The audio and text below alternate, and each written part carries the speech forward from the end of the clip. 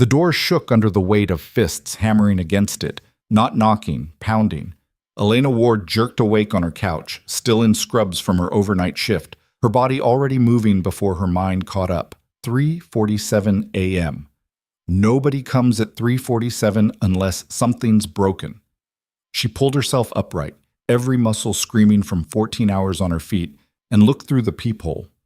3 men in tactical vests, hands hovering near their belts, faces hard as concrete. Her pulse didn't spike, it steadied. She'd seen that look before, just in different uniforms, different countries, under different skies. They expected someone scared, someone easy. They got neither. Elena unlocked the deadbolt and opened the door exactly 6 inches. "Can I help you?" The lead officer blinked. Whatever script he'd prepared, it didn't start with calm. "Before we go further, stick with me until the end of this story. If you want to see where this goes, hit that like button and drop a comment telling me what city you're watching from. I want to know how far this story can travel." The officer recovered fast. His hand was already on the doorframe, pressing forward like he owned the space. "Step aside. We're conducting a search." Elena didn't move. Her eyes flicked to the badge clipped to his vest, then to the folded paper in his other hand. "Show me the warrant." He actually laughed, short, sharp, dismissive. The kind of laugh meant to make someone feel small. "You're not in a position to make demands, ma'am." "I'm in a position to ask for identification of legal authority before I let strangers into my home," Elena said. Her voice hadn't changed, still low, still even. "So, show me the warrant." The officer behind him shifted his weight, hand drifting closer to his sidearm. Intimidation tactic. Textbook. She'd seen it used on villagers in Kandahar, on refugees at checkpoints, on people who didn't know their rights. It worked on people who were afraid. Elena was many things. Afraid wasn't one of them.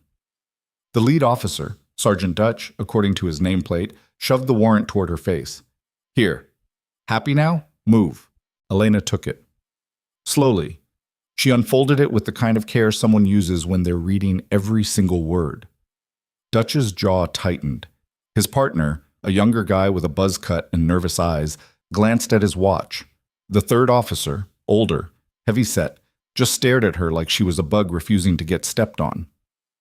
"This warrant," Elena said, not looking up, "is for 1247 Ashford Lane, apartment 3B. "That's this address," Dutch snapped. "This is 1247 Ashford Lane, apartment 3C. Silence dropped like a brick. Dutch grabbed the paperback, scanned it, and his face went tight. "Clerical error. Doesn't matter." "It matters," Elena said. "You need a warrant specific to the location you're searching. Otherwise, it's an illegal entry." "We have reasonable suspicion." "Of what?" Dutch's eyes narrowed. "Narcotics distribution. Anonymous tip. Now step aside before I arrest you for obstruction." Elena leaned against the doorframe, arms crossed. She wasn't blocking them, not technically, but she also wasn't moving. Obstruction requires an active, lawful investigation. If your warrant doesn't cover this apartment, you don't have lawful entry. So before you threaten me with arrest, maybe check your paperwork. The younger officer looked at Dutch. Dutch's hand flexed. For a second, Elena thought he might actually try it, push through, force the issue, see what happens.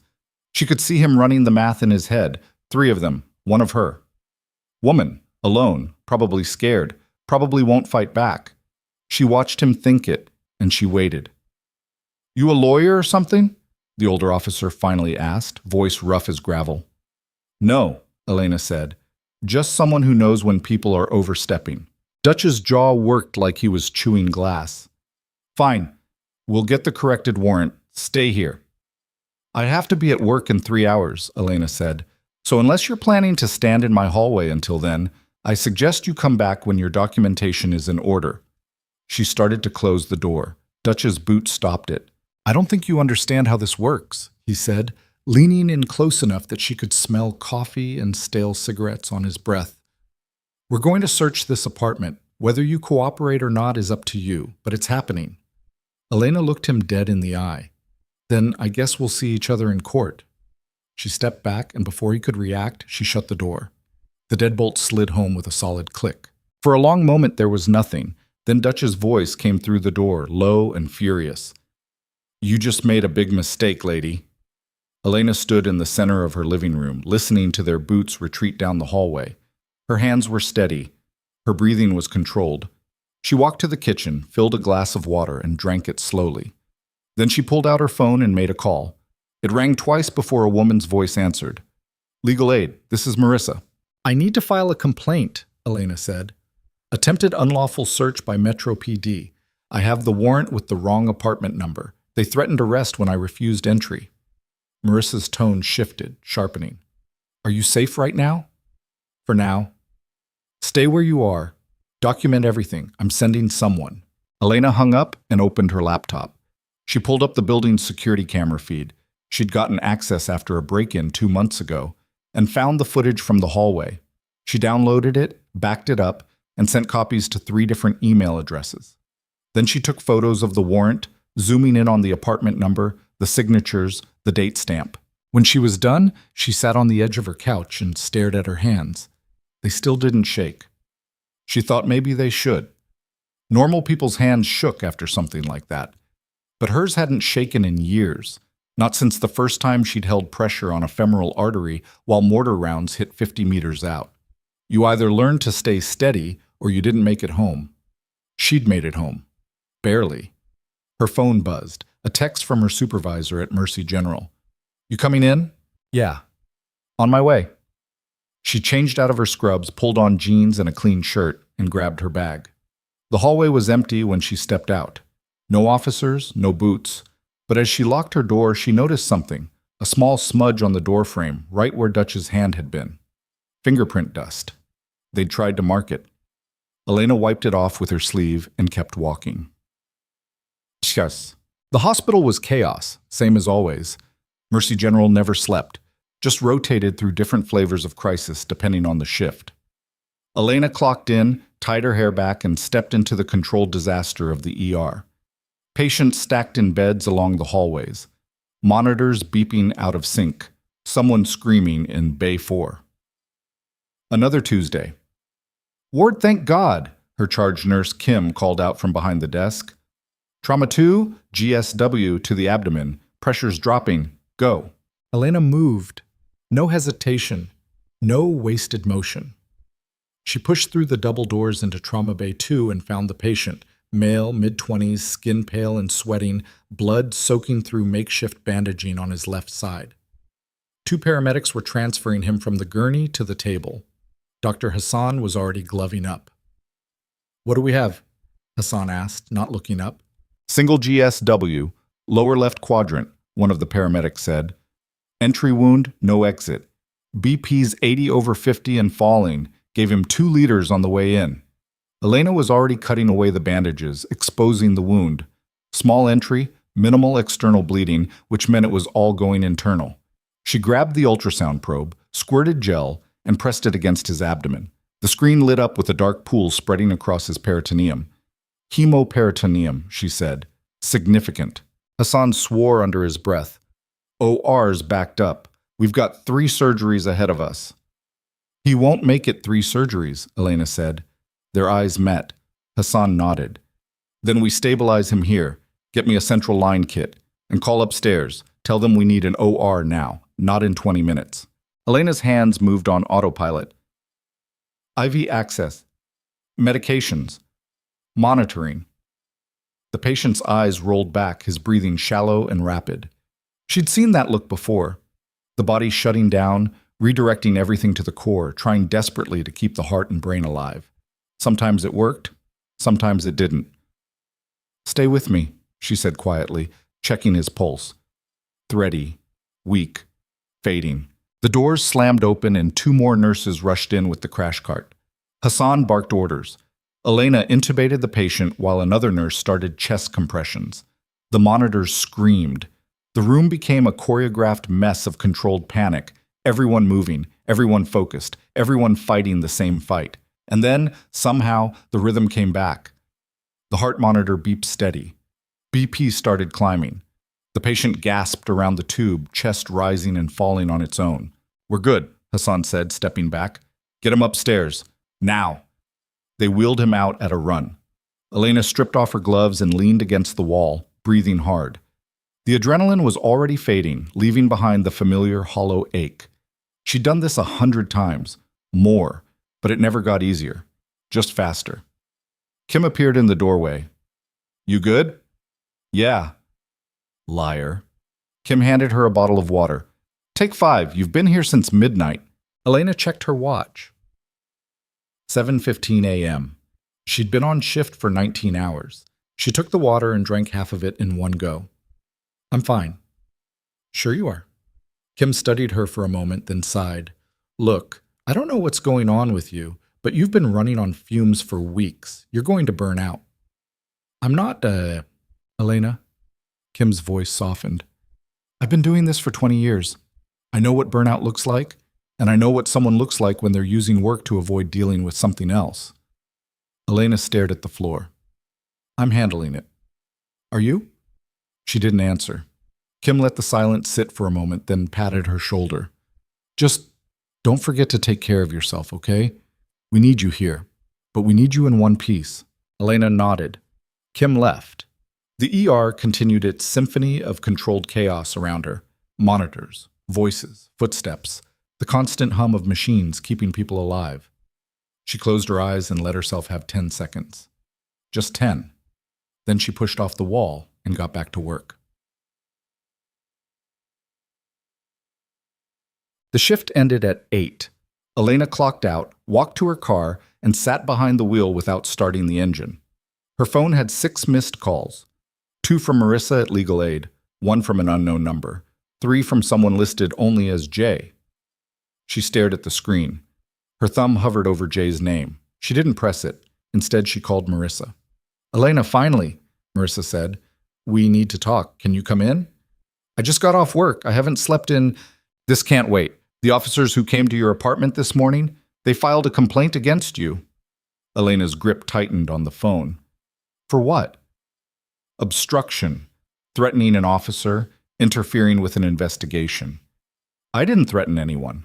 "I know, but they're claiming you did, and they've escalated it to their captain. If we don't respond fast, this could turn into formal charges."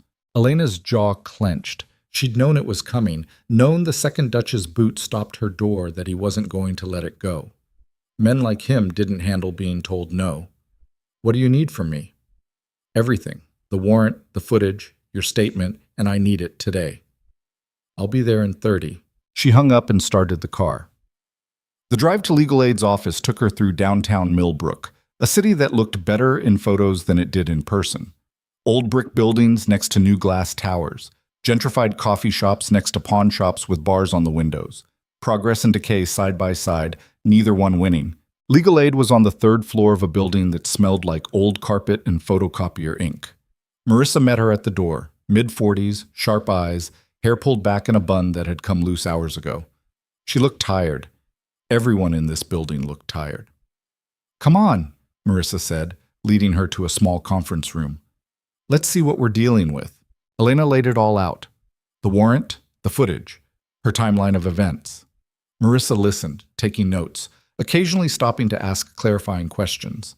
When Elena finished, Marissa sat back and rubbed her temples. "Okay," she said. "Here's where we are. The warrant is garbage. Wrong apartment.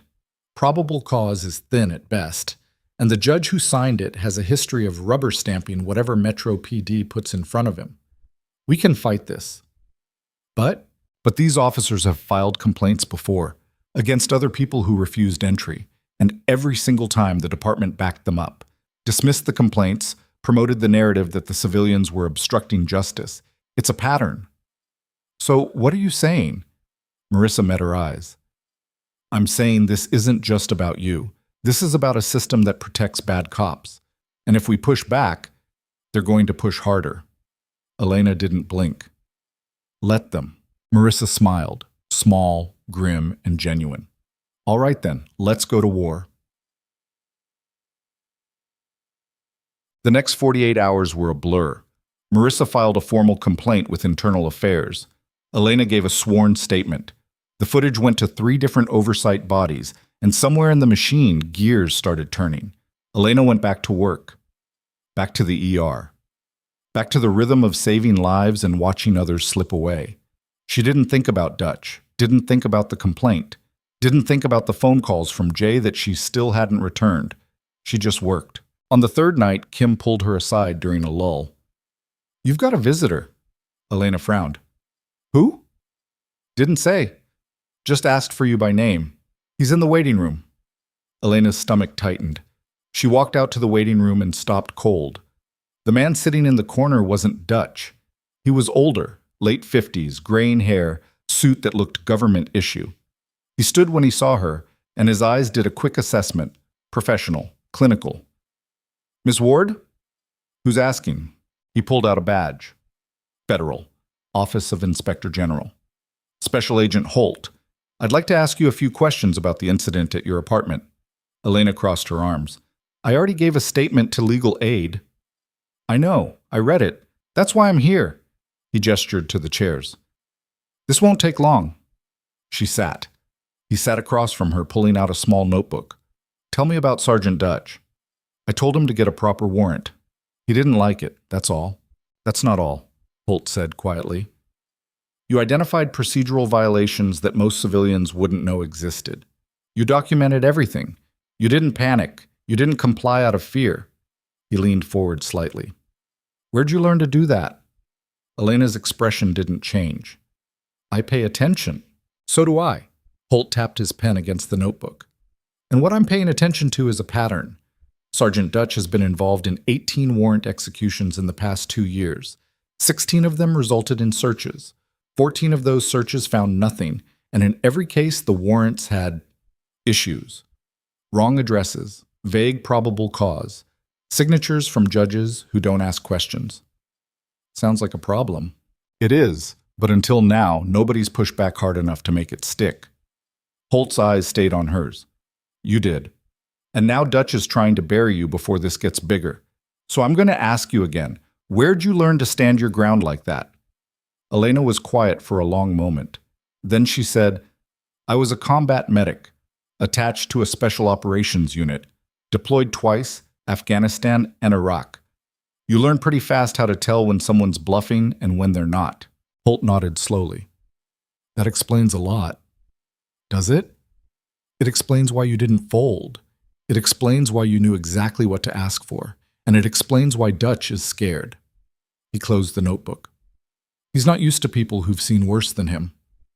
"What do you want from me?" "Your help. We're building a case against Dutch and his unit, but we need testimonies, documentation, people willing to go on record." He stood. "Think about it. If you're interested, call me." He handed her a card and walked out. Elena sat there for a long time, staring at the card in her hand. Then she tucked it into her pocket and went back to work. Whack! 2 days later, everything exploded. Elena was halfway through a shift when her phone buzzed. A text from Marissa. "Turn on the news." She ducked into the break room and found the TV already on. The screen showed a press conference, Holt standing at a podium, flanked by 2 other federal agents. The chyron at the bottom read, "Metro PD officers arrested in corruption probe. Resulted in the arrest of Sergeant Marcus Dutch and 4 other officers," Holt was saying. "Charges include falsifying warrants, unlawful searches, evidence tampering, and civil rights violations. This investigation is ongoing, and we expect additional arrests." Elena's phone rang. "Marissa." She answered. "Did you know about this?" Marissa asked. "Holt came to see me. I didn't know it was happening today." "Well, it's happening. And Dutch is already trying to flip the narrative. He's claiming you're part of some anti-police agenda, that you threatened him, that—" "Let him talk," Elena said. "I've got documentation, I've got footage, and now I've got the feds backing me up. He can say whatever he wants." Marissa was quiet for a second. Then she laughed, sharp and relieved. "You know what? You're right. Let him dig his own grave." Elena hung up and watched the rest of the press conference. Holt fielded questions with the kind of calm precision she recognized. Someone who'd done this before, who knew exactly how much to say and how much to hold back. When a reporter asked if more officers were implicated, he just smiled and said, "Stay tuned." She turned off the TV and went back to work. But the weight that had been sitting on her chest for days was finally starting to lift. The fallout came fast. Dutch was suspended pending trial. Two other officers resigned before they could be charged. Internal Affairs opened investigations into 16 separate cases tied to the unit. Warrants were being reviewed. Arrests were being overturned. The whole structure was collapsing. And Elena kept working. She didn't give interviews, didn't talk to reporters, didn't make statements. She just showed up for her shifts, did her job, and went home. People at the hospital started looking at her differently, not with pity, but with something closer to respect. The quiet nurse who'd taken down a dirty cop, the woman who didn't back down. Kim cornered her one afternoon in the supply room. "You're kind of a badass, you know that?" Elena shrugged. "I just didn't let them push me around. Most people would have. Most people haven't had the same training." Kim studied her for a moment. "You never talk about it. Your time in the service." "Not much to talk about." "I don't believe that." Elena grabbed the supplies she needed and turned to leave. Kim caught her arm. "Hey, I'm glad you're okay, and I'm glad you fought back. That took guts." Elena managed a small smile. "Thanks." She walked out, supplies in hand, and nearly ran into Dr. Hassan in the hallway. He stepped aside, then paused. "Ward, you got a minute?" "Sure." He led her to an empty exam room and closed the door. "I heard about what happened with the police." "It's handled." "I know, but I wanted to tell you something." Hassan leaned against the counter, arms crossed. "I've worked with a lot of people in this ER.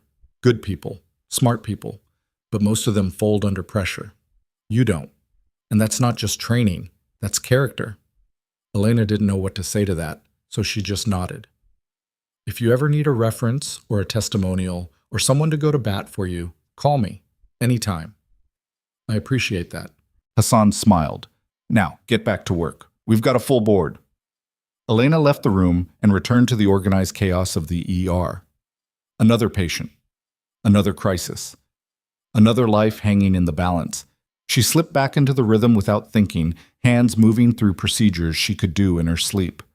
Somewhere in the middle of her shift, her phone buzzed again. Another text from Jay. "I heard what happened. You okay?" She stared at the message for a long time. Then she typed back, "Yeah, I'm fine."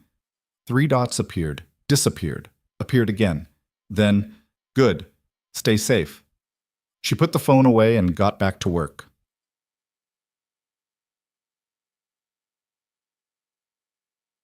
The trial took months. Elena testified twice, once in a preliminary hearing, once in the main trial. Both times, she walked into the courtroom calm and composed, answered every question with precision, and walked out without looking back. Dutch's lawyers tried to paint her as hostile, aggressive, anti-authority. The footage and documentation buried them every time. The jury came back in less than 4 hours, guilty on all counts. Dutch got 8 years. The other officers got lesser sentences, plea deals, probation. The unit was disbanded, cases were reviewed. People who'd been wrongfully convicted started getting releases. And Elena went back to her life. Chad. It was a quiet morning when everything finally settled. Elena was at home, drinking coffee on her balcony, watching the sun come up over Millbrook. Her phone rang. Holt. "Morning," he said. "Just wanted to let you know, last of the appeals got denied. Dutch is officially going to prison." "Good." "Yeah, it is." Holt paused. "You did a good thing, Ms. Ward. A lot of people are better off because you didn't back down." "I just didn't let them push me around." "Most people do. You didn't. That matters." Another pause. "If you ever want to work with us, consultations, training, anything, let me know. We could use people like you." Elena smiled. "I'll think about it." She hung up and finished her coffee. The city was waking up around her, cars on the streets, people heading to work, life moving forward. She'd been part of something that mattered, something that made a difference. But she was also just a nurse, just someone trying to get through the day. Her phone buzzed one more time. "Kim, you working tonight?" "Yeah, see you at 7. She went inside, got ready for her shift, and headed out. The hospital was waiting. The patients were waiting. The work was waiting. And Elena Ward, combat medic, ER nurse, woman who'd stared down corrupt cops and won, was ready. She'd seen worse. She'd survived worse. And she'd keep surviving, one shift at a time, one patient at a time, one battle at a time. Because that's what she did. That's who she was. And Nobody was going to take that away from her. The hospital felt different now. Same fluorescent lights, same beeping monitors, same smell of antiseptic and recycled air. But the looks had changed. People nodded when Elena walked past. Whispered conversations stopped when she entered rooms. Not hostility, something closer to cautious respect, like she'd crossed some invisible line and nobody was quite sure what it meant. She didn't want it, didn't need it, just wanted to do her job and go home. But the city had other plans. 3 weeks after Dutch's sentencing, Elena was restocking Trauma Bay 1 when Kim appeared in the doorway. Got a walk-in. Bay 3. Says she needs to talk to you specifically. Elena frowned. About what? Didn't say, but she looked scared. Elena grabbed a tablet and headed to Bay 3. The woman sitting on the exam table was maybe 40, thin, wearing a jacket too heavy for the weather. Her eyes darted to the door when Elena entered, then back to her hands. I'm Elena Ward. You asked for me? The woman nodded. My name's Rachel Voss. I saw you on the news, the thing with the police. Okay. I need help. Rachel's voice cracked. They came to my house last month. Different officers, but same thing. Bad warrant. They tore my place apart, took my laptop, my phone, my son's Xbox, said they were looking for stolen property. Elena pulled up a chair. Did they find anything? No, because there wasn't anything to find, but they kept it all anyway, said it was evidence. Rachel's hands twisted together. I tried to get it back, filed complaints, called lawyers. Nobody cares. And now they're saying if I keep pushing, they'll charge me with filing false reports. Have you talked to legal aid? They're swamped. Said they'd get to me in 3 months. Rachel looked up and her eyes were red. I can't wait 3 months. My son needs his stuff for school. I need my phone for work. And I need someone to tell me I'm not crazy for thinking this is wrong. Elena was quiet for a moment. Then she said, You're not crazy. What they did was wrong. And you have options. Like what? Like documenting everything, getting copies of the warrant, filing a complaint with the Inspector General's office, not just internal affairs, making noise until someone listens. Rachel's expression shifted, hope mixing with disbelief. You think that'll work? It worked for me. Yeah, but you're... Rachel gestured vaguely. You're different. You knew what to do. I don't. I'm just a cashier at Target. Elena leaned forward. Listen to me. You don't have to be special to stand up for yourself. You just have to be willing to fight back. And if you need help doing that, I know people who can guide you. She pulled out her phone, found Holt's contact, and wrote it on a piece of paper. Call this number. Tell him I sent you. He's federal. He'll take it seriously. Rachel stared at the paper like it might disappear. You really think this could work? I think you deserve better than getting pushed around by people who think they can get away with it. Rachel took the paper. Her hands were shaking. Thank you. Don't thank me yet. Thank me when you get your stuff back. Rachel left. Elena sat in the empty bay for a minute, staring at nothing. She could already feel it starting, the slow pull of something bigger than herself. People reaching out, people who thought she had answers, people who saw her as more than just a nurse. She didn't want that weight, but she couldn't ignore it either. Kim found her 10 minutes later. You okay? Yeah, just tired. You're always tired. Kim sat down across from her.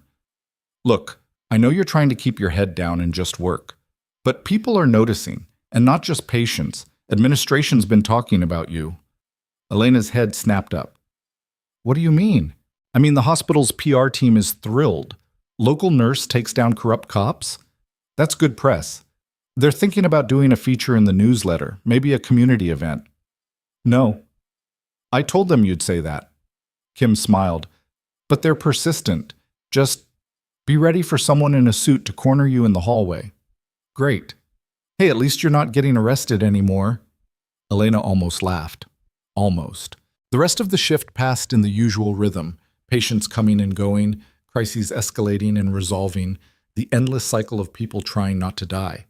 By the time Elena clocked out, her body felt like it weighed twice what it should. She drove home, climbed the stairs to her apartment, and stopped. Someone was sitting outside her door. Not Dutch. Not a cop. A woman, early 30s, sharp blazer, hair pulled back tight. She stood when Elena approached. Elena Ward? Who's asking? The woman handed her a business card. Lena Ortiz, I'm a reporter with the Millbrook Chronicle. I'd like to talk to you about Sergeant Dutch and the corruption case. Elena didn't take the card. I don't do interviews. I'm not asking for an interview. I'm asking for context. Lena's tone was professional, not pushy. I've been covering this story since the arrests, and the more I dig, the more I find. Dutch wasn't working alone. There's a network, other officers, other precincts, and people are scared to talk. So talk to the feds. I am, but they're only giving me official statements. I need perspective from someone who lived it, someone who fought back and won. Elena unlocked her door. I appreciate what you're trying to do, but I'm not the person you want. Why not? Because I'm not a crusader. I'm not trying to change the system. I just didn't want them in my apartment. Lena studied her for a moment. You know what I think? I think you're lying to yourself. Because if all you cared about was keeping them out, you would have stopped after they backed off. But you didn't. You gave testimony. You helped build a case. You sent someone to Holt today, Rachel Voss. She called him an hour ago. Elena froze. How do you know that? Because I have sources. And because this is bigger than you think it is. Lena stepped closer. Dutch was part of a task force. Federal funding, minimal oversight, quotas to hit. When they couldn't meet those quotas legally, they started cutting corners, fake warrants, planted evidence, arrests that didn't hold up in court. And nobody questioned it because the people they targeted didn't have the resources to fight back. Until me. Until you. Lena's eyes were sharp. And now the whole thing's unraveling. But there are people who want it buried. People who benefited from the way things were. And they're going to push back. Elena's jaw tightened. Let them. That's easy to say when you're not the target. But if they come after you, really come after you, will you be ready? I've been ready my whole life, Lena smiled. Good. Because they're already starting. She pulled out her phone and showed Elena a screenshot. It was a forum post, some law enforcement message board. The thread was titled, Elena Ward, Hero or Hypocrite, and the comments were brutal. Accusations of anti-cop bias, claimed she'd fabricated evidence, threats disguised as hypotheticals. Elena read them without expression. Then she handed the phone back. People talk. Doesn't mean anything. It does when those people are cops who still have badges. Then they should be careful. Because I kept receipts on everything Dutch did, and if anyone else wants to test me, I'll do it again. Lena's smile widened. Can I quote you on that? No? Worth a shot. Lena tucked her phone away. Look, I know you don't want attention, but this story matters, and whether you like it or not, you're part of it. So if things get worse, if people start coming after you, call me. I'll make sure the truth gets out. She left her card on the doorframe and walked away. Elena stood there for a long moment, staring at the card. Then she went inside, locked the door, and threw the card in the trash. She didn't need a reporter, didn't need publicity, didn't need to be anyone's symbol. She just needed to survive. But survival, she was learning, wasn't a solo operation anymore. The next morning, Elena woke to 17 missed calls. Marissa, Holt, Kim. 2 unknown numbers, and one from Jay that made her stomach twist. She called Marissa first. Where the hell have you been? Marissa's voice was tight. Sleeping. What happened? Dutch's lawyer filed an appeal. Claims you coerced testimony, tampered with evidence, and conspired with federal agents to manufacture a case against his client. Elena sat up. That's insane. It's also strategic. They're trying to flip the narrative. Make you the villain. If they can discredit you, they can discredit the whole case. They have footage. They have the warrant. They have, I know, but perception matters. And right now there's a coordinated push to paint you as someone with an agenda. Marissa took a breath. Have you seen the news? Elena turned on the TV. A morning show was running a segment titled Vigilante Justice or Legal Overreach. The host was interviewing a former police chief who talked about the importance of respecting law enforcement, the dangers of anti-cop sentiment, and the need to question accusations that seem too convenient. This is garbage, Elena said. This is politics, and you're in the middle of it. Marissa's tone softened. Look, the appeal won't go anywhere. The evidence is too solid, but they're going to make your life hell in the process. Are you ready for that? Elena thought about Rachel Voss, about the forum posts, about the look in Dutch's eyes when she'd shut the door in his face. Yeah, she said. I'm ready. She hung up and called Holt. He answered on the first ring. Ward, you okay? Define okay. Fair point. You've seen the news? Just did. It's noise. Ignore it. We've got the case locked down. Dutch's appeal is desperation, not strategy. Marissa said they're coming after me personally. They are, but here's the thing. They can't touch you legally. Everything you did was above board, so they're going to try the court of public opinion instead. Discredit you, make you look unreliable, hope the pressure makes you back down. I'm not backing down. I know. That's why I'm calling. Holt paused. We're opening a broader investigation into the task force Dutch was part of. And we need witnesses, people who were targeted, people willing to testify. Rachel Voss called you. She did, and her case matches 12 others we've already found. Illegal warrants, seizures without cause, intimidation tactics. It's a pattern, and with your testimony as the foundation, we can build something that actually sticks. Elena rubbed her temples. You want me to testify again? I want you to help us finish what you started. I didn't start anything, I just didn't let them push me around. That's exactly what started it. Holt's voice was firm. Look, I get it. You don't want to be a symbol. You don't want attention, but you're already there, and you can either let them control the narrative, or you can help us make sure the truth wins. Elena stared at the TV, where the former police chief was still talking about respect and order and the dangers of jumping to conclusions. When do you need me? She asked. Next week, grand jury, closed session, just you, the prosecutors, and the evidence. I'll be there. She hung up and sat in silence. The apartment felt smaller than it used to, like the walls were closing in. She thought about calling Jay, thought about finally answering those texts, those voicemails, those missed calls that had been piling up for months. But she didn't, because Jay belonged to a version of her life that didn't exist anymore, a version where she could compartmentalize, where the past stayed in the past and the present stayed manageable. That version was gone. Her phone buzzed. Kim. Turn on channel 5. Now. Elena switched channels. The screen showed the front of Mercy General, her hospital. A reporter stood outside, microphone in hand, talking to the camera. Works here as an emergency room nurse. Colleagues describe her as dedicated and professional, but some are now questioning whether her involvement in the corruption case against Sergeant Dutch may have been motivated by personal grievances rather than legitimate concerns. The camera cut to an interview. A man Elena didn't recognize, someone in a suit claiming to be a hospital administrator, talking about how the hospital values all its employees but doesn't condone vigilante behavior or anti-law enforcement bias. Elena's phone rang. Kim. That's not one of our administrators, Kim said immediately. I don't know who that guy is, but he doesn't work here. Then why is he on TV claiming he does? I don't know, but administration is losing their minds. They're trying to figure out who he is and how he got on camera. Elena felt something cold settle in her chest. This is coordinated. What? The appeal, the news coverage, the fake administrator. Someone's running a campaign to discredit me, and they're doing it fast. Kim was quiet for a second. What are you going to do? My job, same as always. Elena, I'll be at work tonight. Tell administration to handle the PR. I'm not giving statements.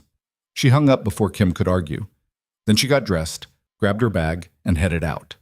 The hallway was empty. No reporters, no cops, no strangers waiting by her door. Just silence. For now. The drive to the hospital took her past 3 news vans parked on the street. Cameras ready. Reporters standing by.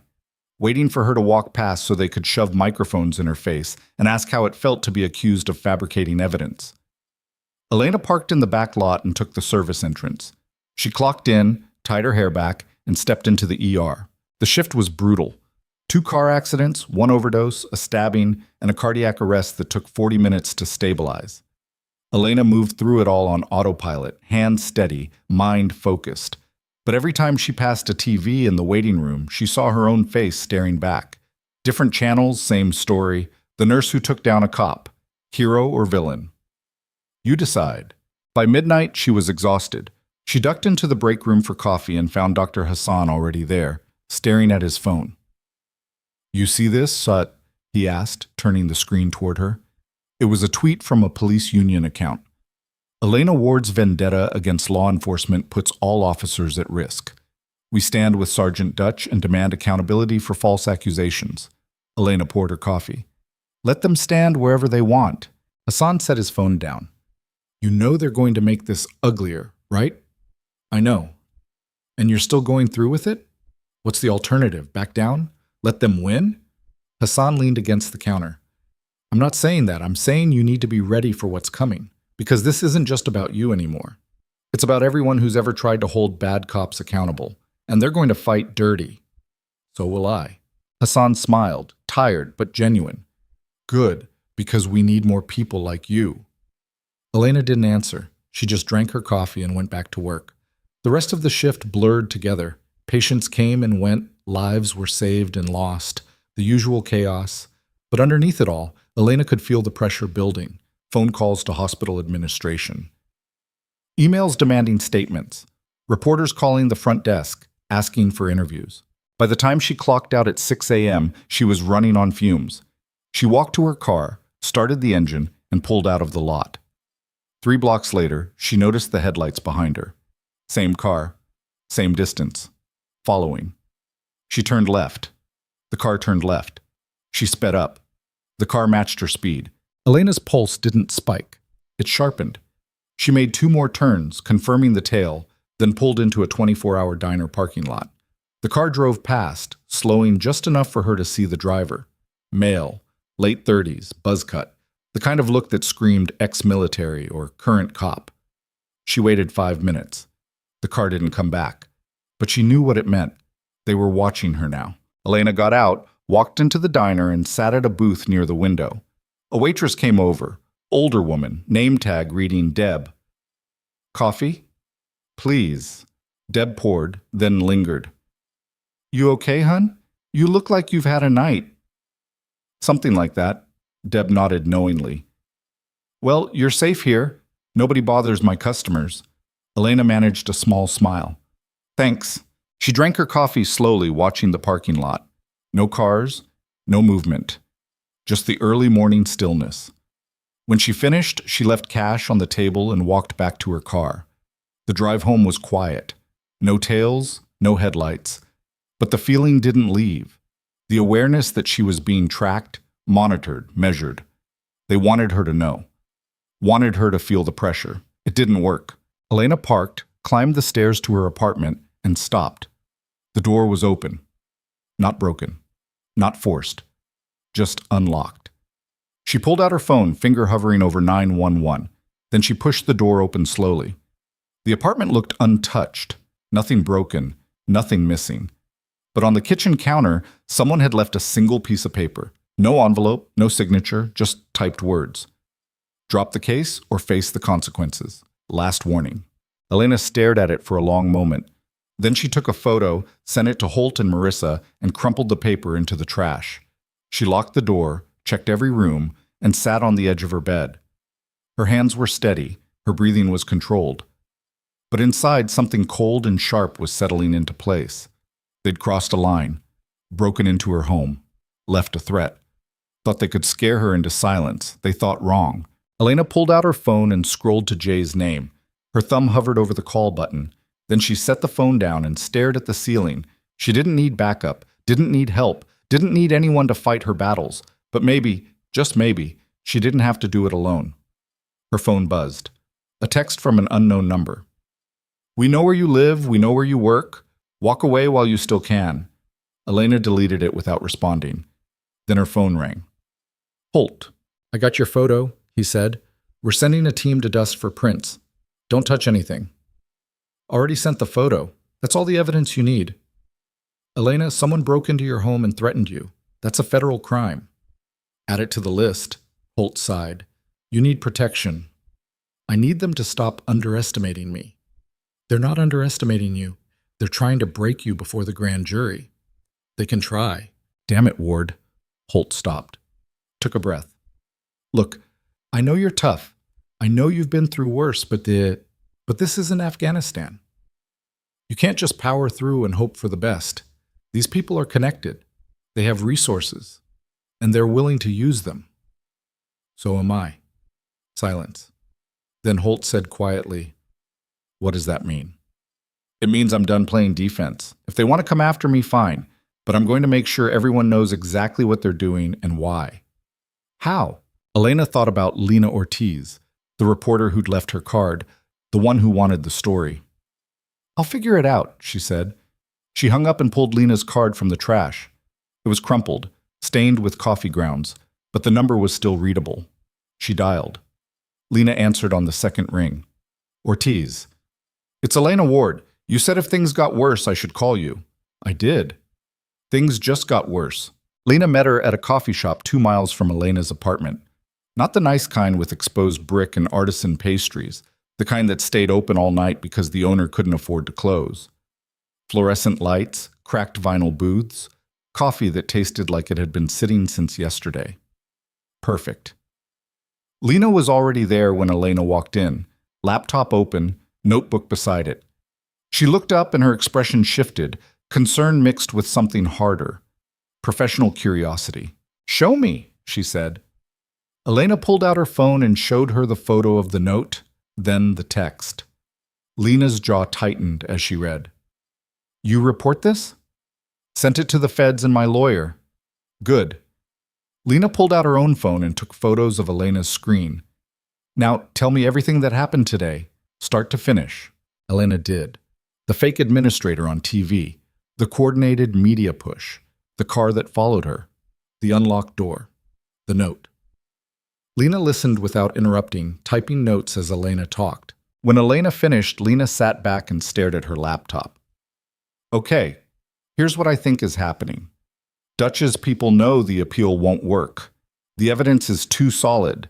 So they're running a parallel strategy, destroy your credibility publicly while intimidating you privately.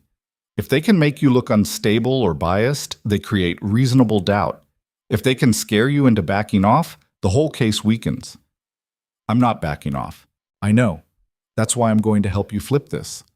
Lena turned her laptop around. The screen showed a draft article. The headline read, "Federal Witness Threatened After Exposing Police Corruption." Elena read the first paragraph. It laid out everything, the break-in, the threats, the coordinated media campaign. It named names. It connected dots. "You can't publish this," Elena said. "Why not?" "Because it'll make things worse. They'll come after me harder. They're already coming after you as hard as they can. The question is whether you fight back in the shadows or in the open." Lena leaned forward. "Right now, they control the narrative. They're painting you as someone with an agenda, someone unreliable. But if we publish this, with evidence, with context, with your side of the story, we change the conversation. We put them on defense." Elena thought about Rachel Voss, about the forum posts, about the man in the buzz cut following her car. "What do you need from me?" she asked. "An interview, on record. Your words, your perspective. I'll handle the rest." Elena hesitated. Going public meant stepping fully into the spotlight, meant becoming a target in ways she hadn't been before, meant opening herself up to scrutiny, criticism, attacks. But staying silent meant letting them win. "Okay," she said. "Let's do it." They talked for 2 hours. Lena asked questions, some she'd expected, some she hadn't, about her time in the service, about why she became a nurse, about what went through her mind when Dutch showed up at her door. Elena answered honestly, without embellishment, just the facts, the way she'd been trained. When they finished, Lena closed her laptop. "This goes live tomorrow morning, 6 a.m., before the news cycle starts. Are you ready for what happens after?" "No," Elena said, "but I'll handle it." Lena smiled, tired but real. "You're either the bravest person I've met or the craziest." "Probably both." Elena drove home as the sun started creeping over the horizon. The city looked different in early light, softer, quieter, like it was holding its breath. She parked in her usual spot and sat in the car for a moment, staring at her building. Her phone rang. Jay. She stared at the screen, heart doing something complicated in her chest. Then she answered. "Hey," she said. "Hey." Jay's voice was low, careful. "I heard what's happening. Are you okay?" "Define okay." "Elena, I'm fine, handling it." Silence. Then Jay said, "You don't have to do this alone." "I'm not alone. I've got lawyers, feds, a reporter who actually gives a damn." "That's not what I mean." Elena closed her eyes. "I know what you mean. And I can't. Not right now." "When?" "I don't know." More silence. Then Jay said quietly, "I'm not going anywhere. When you're ready, I'm here." The line went dead. Elena sat there for a long time, phone in her hand, staring at nothing. Then she got out and went inside. The apartment felt different now. Violated. Like the walls couldn't protect her anymore. She checked every room again, locked every window, wedged a chair under the door handle. Then she sat on her couch and waited for morning. Sleep didn't come. At 5:30, her phone buzzed. "Lena." "Articles live. Brace yourself." Elena opened the link. The article was there, front page of the Chronicle's website. Her photo, pulled from hospital records, next to the headline. She read it twice, checking for errors, for exaggerations, for anything that would give them ammunition. It was clean, factual, devastating. Within 20 minutes, it had 500 shares. By 6, it was trending on local Twitter. By 7, national outlets were picking it up. Elena's phone started ringing. Unknown numbers, reporters, news stations. She let them all go to voicemail. Then Marissa called. "Have you seen the news?" "I've seen the article." "Not that. Turn on Channel 8. Elena found the remote and switched on the TV. The morning show was running a segment on the article. The hosts looked uncomfortable, like they'd been caught flat-footed. One of them was reading a prepared statement from the police union, calling the article inflammatory and irresponsible. The other was interviewing Holt via video call. "Special Agent Holt, can you confirm that Ms. Ward received threats after agreeing to testify?" Holt's expression was stone. "I can confirm that we're investigating multiple incidents of witness intimidation related to this case, and I can confirm that we take those threats very seriously." "Is Miss Ward in protective custody?"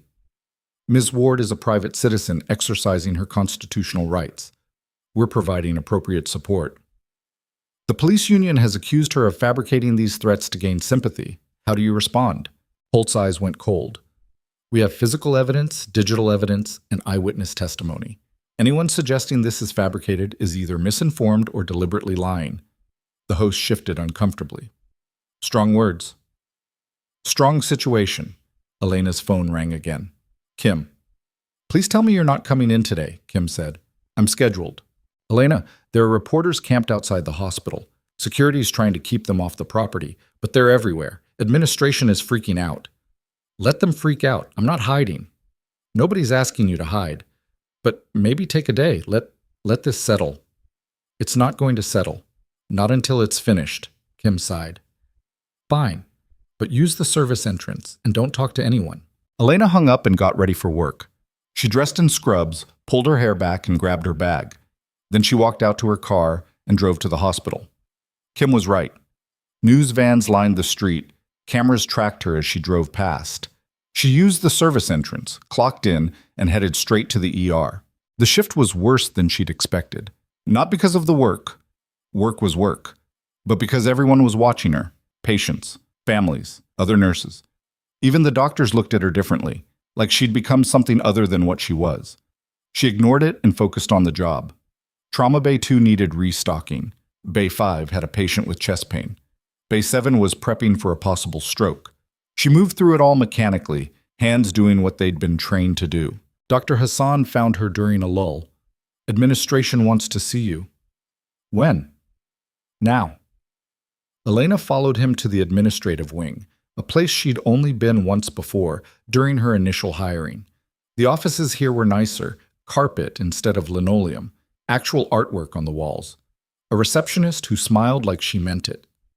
"Ms. Ward," the receptionist said, "they're waiting for you in conference room B." Elena walked in and found 3 people sitting at a long table. She recognized one, Director of Nursing, Margaret Reeves. The other 2 were strangers. One was a man in a suit who looked like he billed by the hour. The other was a woman with a tablet and the kind of smile that didn't reach her eyes. "Please, sit," Margaret said. Elena sat. The man in the suit spoke first. "Miss Ward, I'm Thomas Brandt, Hospital Legal Counsel.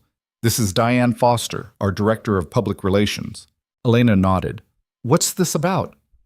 I think you know, Diane said. Her smile never wavered. Your involvement in the Dutch case has put the hospital in a difficult position. How so? We're receiving calls from donors, board members, community leaders. Some are supportive, others are concerned. They're questioning whether an employee who's become the center of a media firestorm is the right fit for a healthcare institution that values neutrality and professionalism. Elena's jaw tightened. I didn't ask to be the center of anything. I just didn't let corrupt cops into my apartment. We understand that, Thomas said, and we're not questioning your actions. But we do need to discuss how this impacts the hospital. What are you asking me to do? Diane leaned forward. We're asking you to consider taking a leave of absence. Paid, of course, just until the media attention dies down. No, Margaret blinked. Elena? No, Elena repeated. I'm not taking a leave. I didn't do anything wrong, and I'm not going to hide because other people are uncomfortable. Thomas exchanged a glance with Diane. Ms. Ward, we're trying to protect you and the hospital. You're trying to distance yourselves. There's a difference. Diane's smile finally cracked. You're making this very difficult. Good. Margaret stood. Elena, please, think about this. The hospital has to consider its reputation, its relationships with law enforcement, its standing in the community. Then the hospital should stand with people who do the right thing. Elena stood. I'm not taking a leave. If you want me gone, you'll have to fire me. She walked out before they could respond. Her hands were shaking now, not from fear, but from anger. She made it to the break room, locked the door, and leaned against the wall. Her chest felt tight. Her breathing was shallow. A knock. Elena? Kim's voice. Elena unlocked the door. Kim took one look at her and closed the door behind her. What happened? They want me to take a leave of absence. Shit. I said no. Kim sat down heavily. You know they're going to push harder, right? They've got the board breathing down their necks, donors threatening to pull funding. They're going to find a way to get rid of you. Let them try. Elena, I'm serious. You need to be strategic here. If they fire you, you lose health insurance, income, everything. Is that really worth it? Elena looked at her. What do you think I should do? I think you should take the leave. Let things cool down. Then come back when the dust settles. And if the dust doesn't settle? Kim didn't have an answer for that. Elena's phone buzzed. Holt. Need to talk. Call me. She called him back from the parking lot. What's wrong? Grand jury's been moved up, tomorrow instead of next week. Why? Pressure from above. They want this case closed before it gets messier. Can you be there? What time? 9 a.m. Federal Courthouse. Bring your documentation. I'll be there. She hung up and stared at the hospital. Through the window, she could see people moving. Nurses, doctors, patients. The machine kept running, same as always, whether she was part of it or not. Her phone rang again. Unknown number. She almost didn't answer. Then she did. Elena Ward? The voice was male, unfamiliar. Who is this? Someone who wants to help you. Meet me at the Riverside Park Pavilion in 1 hour. Come alone. You want to know who's really behind the threats? Who's coordinating the campaign against you? I can tell you, but only in person. 1 hour. The line went dead. Elena stared at the phone. Every instinct screamed trap. Anonymous call. Isolated location. Instruction to come alone. Textbook setup. But if there was even a chance of getting real information, of finding out who was pulling the strings, could she afford to ignore it? She called Holt back. Voicemail. She called Marissa. Same. She looked at the time. 45 minutes until the meeting. She got in her car and drove. Riverside Park was on the edge of the city, where the industrial district met what used to be green space before the factories moved in. The pavilion was old concrete and rusted metal, graffiti covering most surfaces. A place where people went to be forgotten. Elena parked and checked her surroundings. 2 other cars in the lot, both empty. No pedestrians, no joggers. Just wind rustling through dead grass. She got out and walked toward the pavilion. Her phone was in her pocket, already recording. If this went bad, at least there'd be evidence. A figure was waiting under the pavilion's roof. Male, mid-40s, windbreaker and jeans, hands in his pockets. He didn't look like a cop, didn't look like a thug, just looked tired. "You came," he said. "Who are you?" "Name's Patrick Morris. I was part of Dutch's task force until 2 months ago." Elena stopped 10 feet away. "Why'd you leave?" "Because I got tired of breaking the law." Patrick pulled his hands out of his pockets, slowly, showing they were empty. "I joined the force because I wanted to help people. Thought the task force was doing good work, but Dutch, he had other priorities." "Like what?" "Money. Quotas. Making himself look good. We were supposed to be targeting major drug operations. Instead, we were hitting small-time dealers, low-level users, anyone who couldn't fight back, padding the numbers. And when we couldn't find enough real targets, we made them up. Fake warrants. Fake everything. Evidence planted, reports falsified, testimony coached. It was systematic." Patrick's face was gray. "I kept my mouth shut for a year, told myself I was just following orders. Then Dutch went after that nurse, you, and I realized it wasn't going to stop, so I quit." "Why are you telling me this now?" "Because they're coming after you, hard, and you need to know who's really in charge. Dutch is in prison. Dutch is a foot soldier. The guy calling the shots is Captain Raymond Voss. He runs the whole operation. Dutch, the task force, the media campaign, all of it. And he's got protection. People in the DA's office, people in City Hall, people with money and influence who benefit from keeping things the way they are." Elena's mind raced. "You have proof?" "I have recordings, emails, financial records, everything you need to bury him." Patrick pulled a flash drive from his pocket. "But I can't go public. I've got a family, a kid. If Voss finds out I'm the leak, he'll destroy me." "Then why give it to me?" "Because you're already a target. You've got nothing left to lose, and you're the only one brave enough to use it." He held out the flash drive. Elena stared at it. This was it. The evidence that could break the whole thing wide open, but taking it meant painting an even bigger target on her back, meant going up against people with real power, meant risking everything. She took the drive. "Thank you," she said. Patrick nodded. "Be careful. Voss doesn't play fair, and he's got a long reach." He walked away. Elena watched him get in his car and drive off. Then she looked at the flash drive in her hand, a small piece of plastic that weighed almost nothing and changed everything. She got back in her car and drove straight to Holt's office. He was there when she arrived, looking like he hadn't slept in days. "What's this?" he asked when she handed him the drive. "Evidence. From someone on the inside. He says it ties Captain Voss to the whole operation." Holt plugged the drive into his computer. His eyes widened as he scrolled through the files. Emails between Voss and Dutch. Financial records showing payments from seized assets funneled into personal accounts. Recordings of Voss giving orders to falsify reports. "Jesus," Holt breathed. This is everything. "Can you use it?" "Can I use it? This is enough to take down half the department." Holt looked at her. "Where did you get this?" "Patrick Morris, former task force member. He wants immunity." "He'll get it. Hell, he'll get a medal." Holt started copying files. "This changes everything. The grand jury tomorrow. We can present this. Expand the scope. Go after Voss and everyone connected to him." "What about the threats? The intimidation?" "If Voss is behind it, and based on this, he is, then we can charge him directly. Witness tampering, obstruction of justice, conspiracy." Holt's expression was fierce. "We've got him." Elena felt something loosen in her chest. "So it's over." "Not yet, but soon." Holt stood. "Go home. Get some rest. Tomorrow we finish this." Elena drove home in a daze. The streets looked the same but felt different, like the pressure had shifted, like she could finally breathe. She parked and climbed the stairs to her apartment. The hallway was empty, quiet, normal. She unlocked her door and stepped inside. The lights were already on. Captain Raymond Voss was sitting on her couch, hands folded in his lap, eyes cold and calm. "Hello, Ms. Ward," he said. "We need to talk." Elena's hand was already moving toward her phone before her brain finished processing what she was seeing. Voss didn't move, just sat there, watching her with the kind of patience that came from holding all the cards. "I wouldn't," he said quietly. She stopped. "How did you get in here?" "Same way your last visitors did. Locks are suggestions, Ms. Ward. You should know that by now."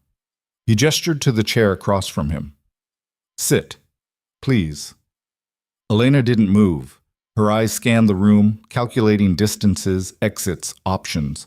The door was 15 feet behind her. The kitchen was 10 feet to her left. Voss looked unarmed, but that didn't mean anything. I'm not here to hurt you, Voss said, reading her thoughts. If I wanted that, you wouldn't have made it through the door. Comforting. It should be, because it means we can have a civilized conversation. His voice was calm, almost friendly, like they were discussing the weather. You've made things very complicated, for everyone. Good. Voss smiled, thin, controlled. You think you're winning. I understand that. You got Dutch convicted. You exposed some problems in the department. You became a symbol, but you're not seeing the bigger picture. Then explain it to me. The task force wasn't corrupt. It was efficient. We cleared cases. We got drugs off the streets.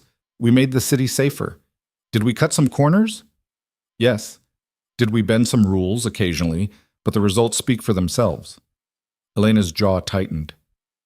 You planted evidence. You falsified warrants. You destroyed innocent people's lives. We targeted criminals who would have walked otherwise. Technicalities, loopholes. The system is broken, Ms. Ward. We just found ways to work around it. By breaking the law. By getting results. Voss leaned forward slightly. You know what happens when Dutch's conviction stands? When the task force gets disbanded, crime goes up, cases go cold.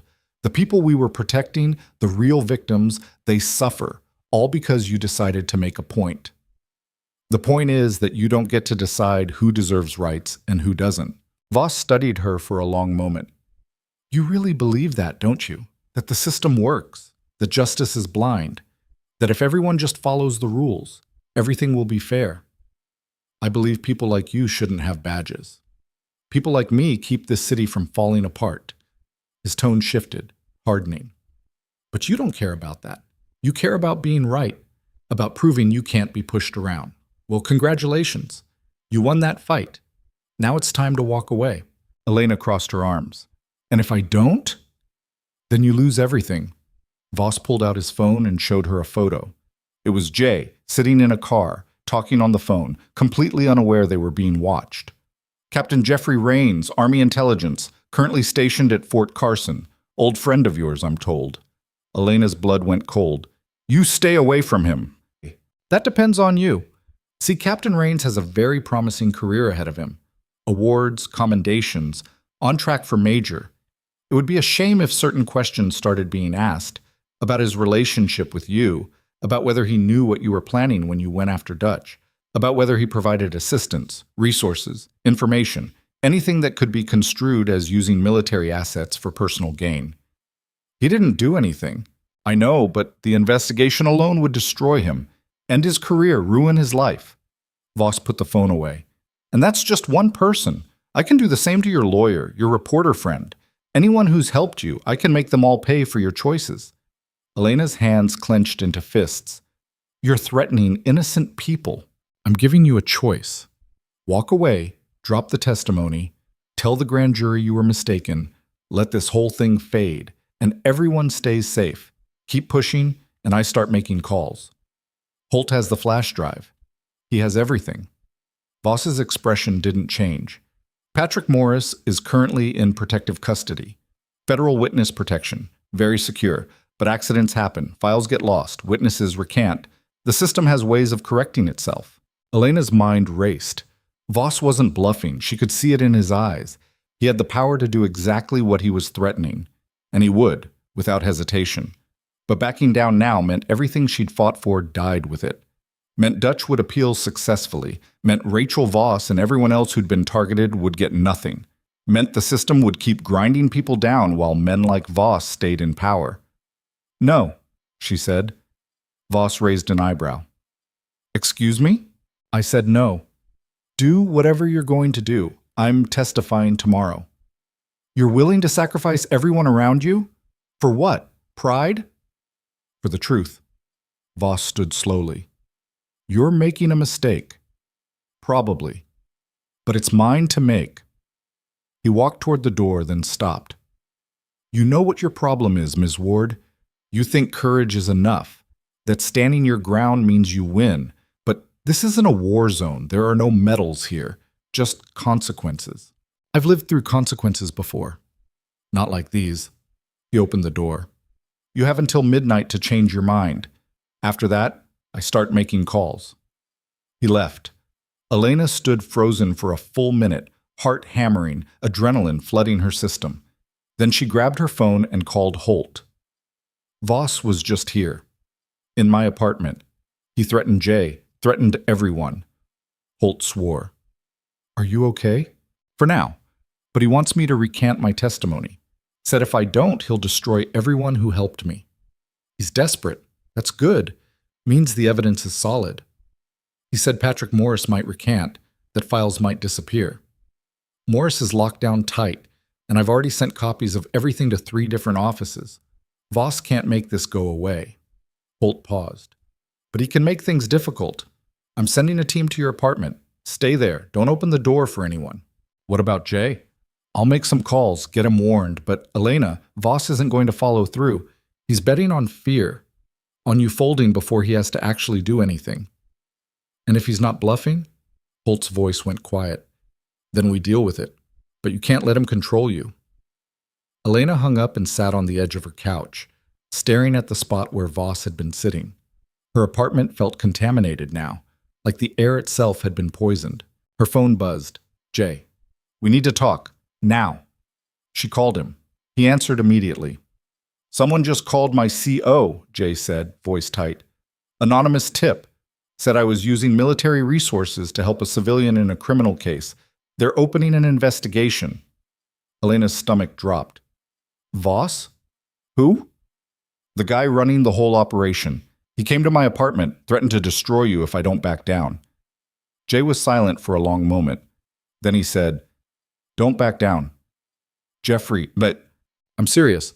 Don't you dare back down because of me. I can handle an investigation. I've got clean records, clean conduct reports. They'll find nothing because there's nothing to find. It'll still hurt your career. I don't care. You think I'm going to let some dirty cop intimidate you into silence after everything you've been through? His voice softened. I didn't serve with you in Kandahar to watch you fold now. Elena closed her eyes. I'm sorry. Don't be.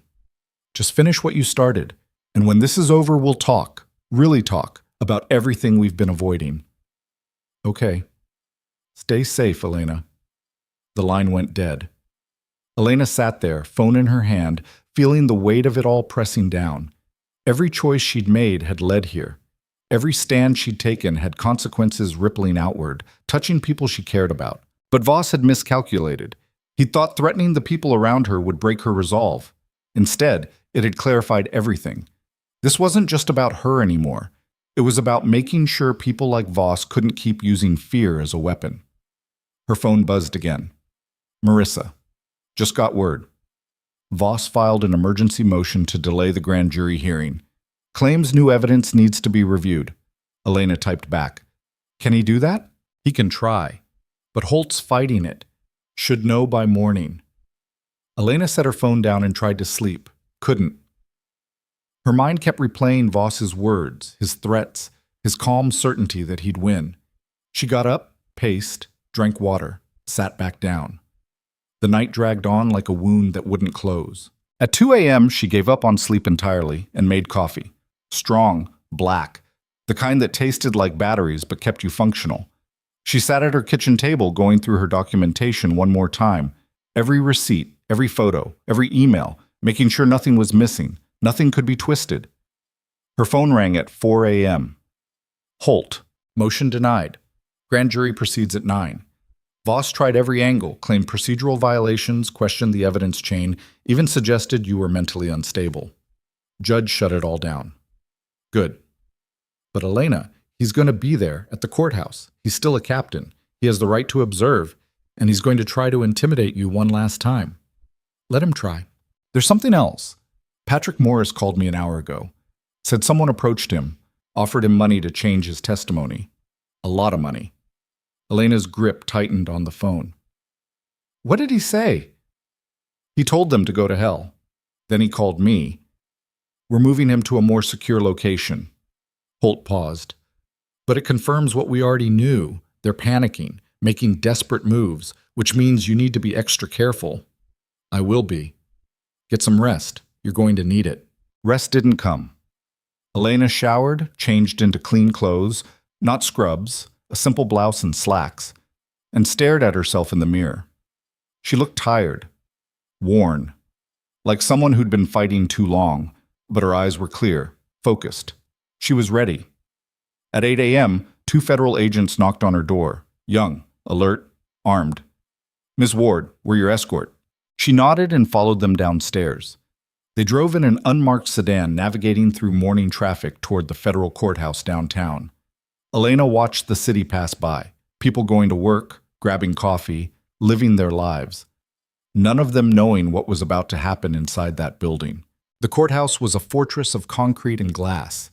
Security was tight, metal detectors, ID checks, bag searches.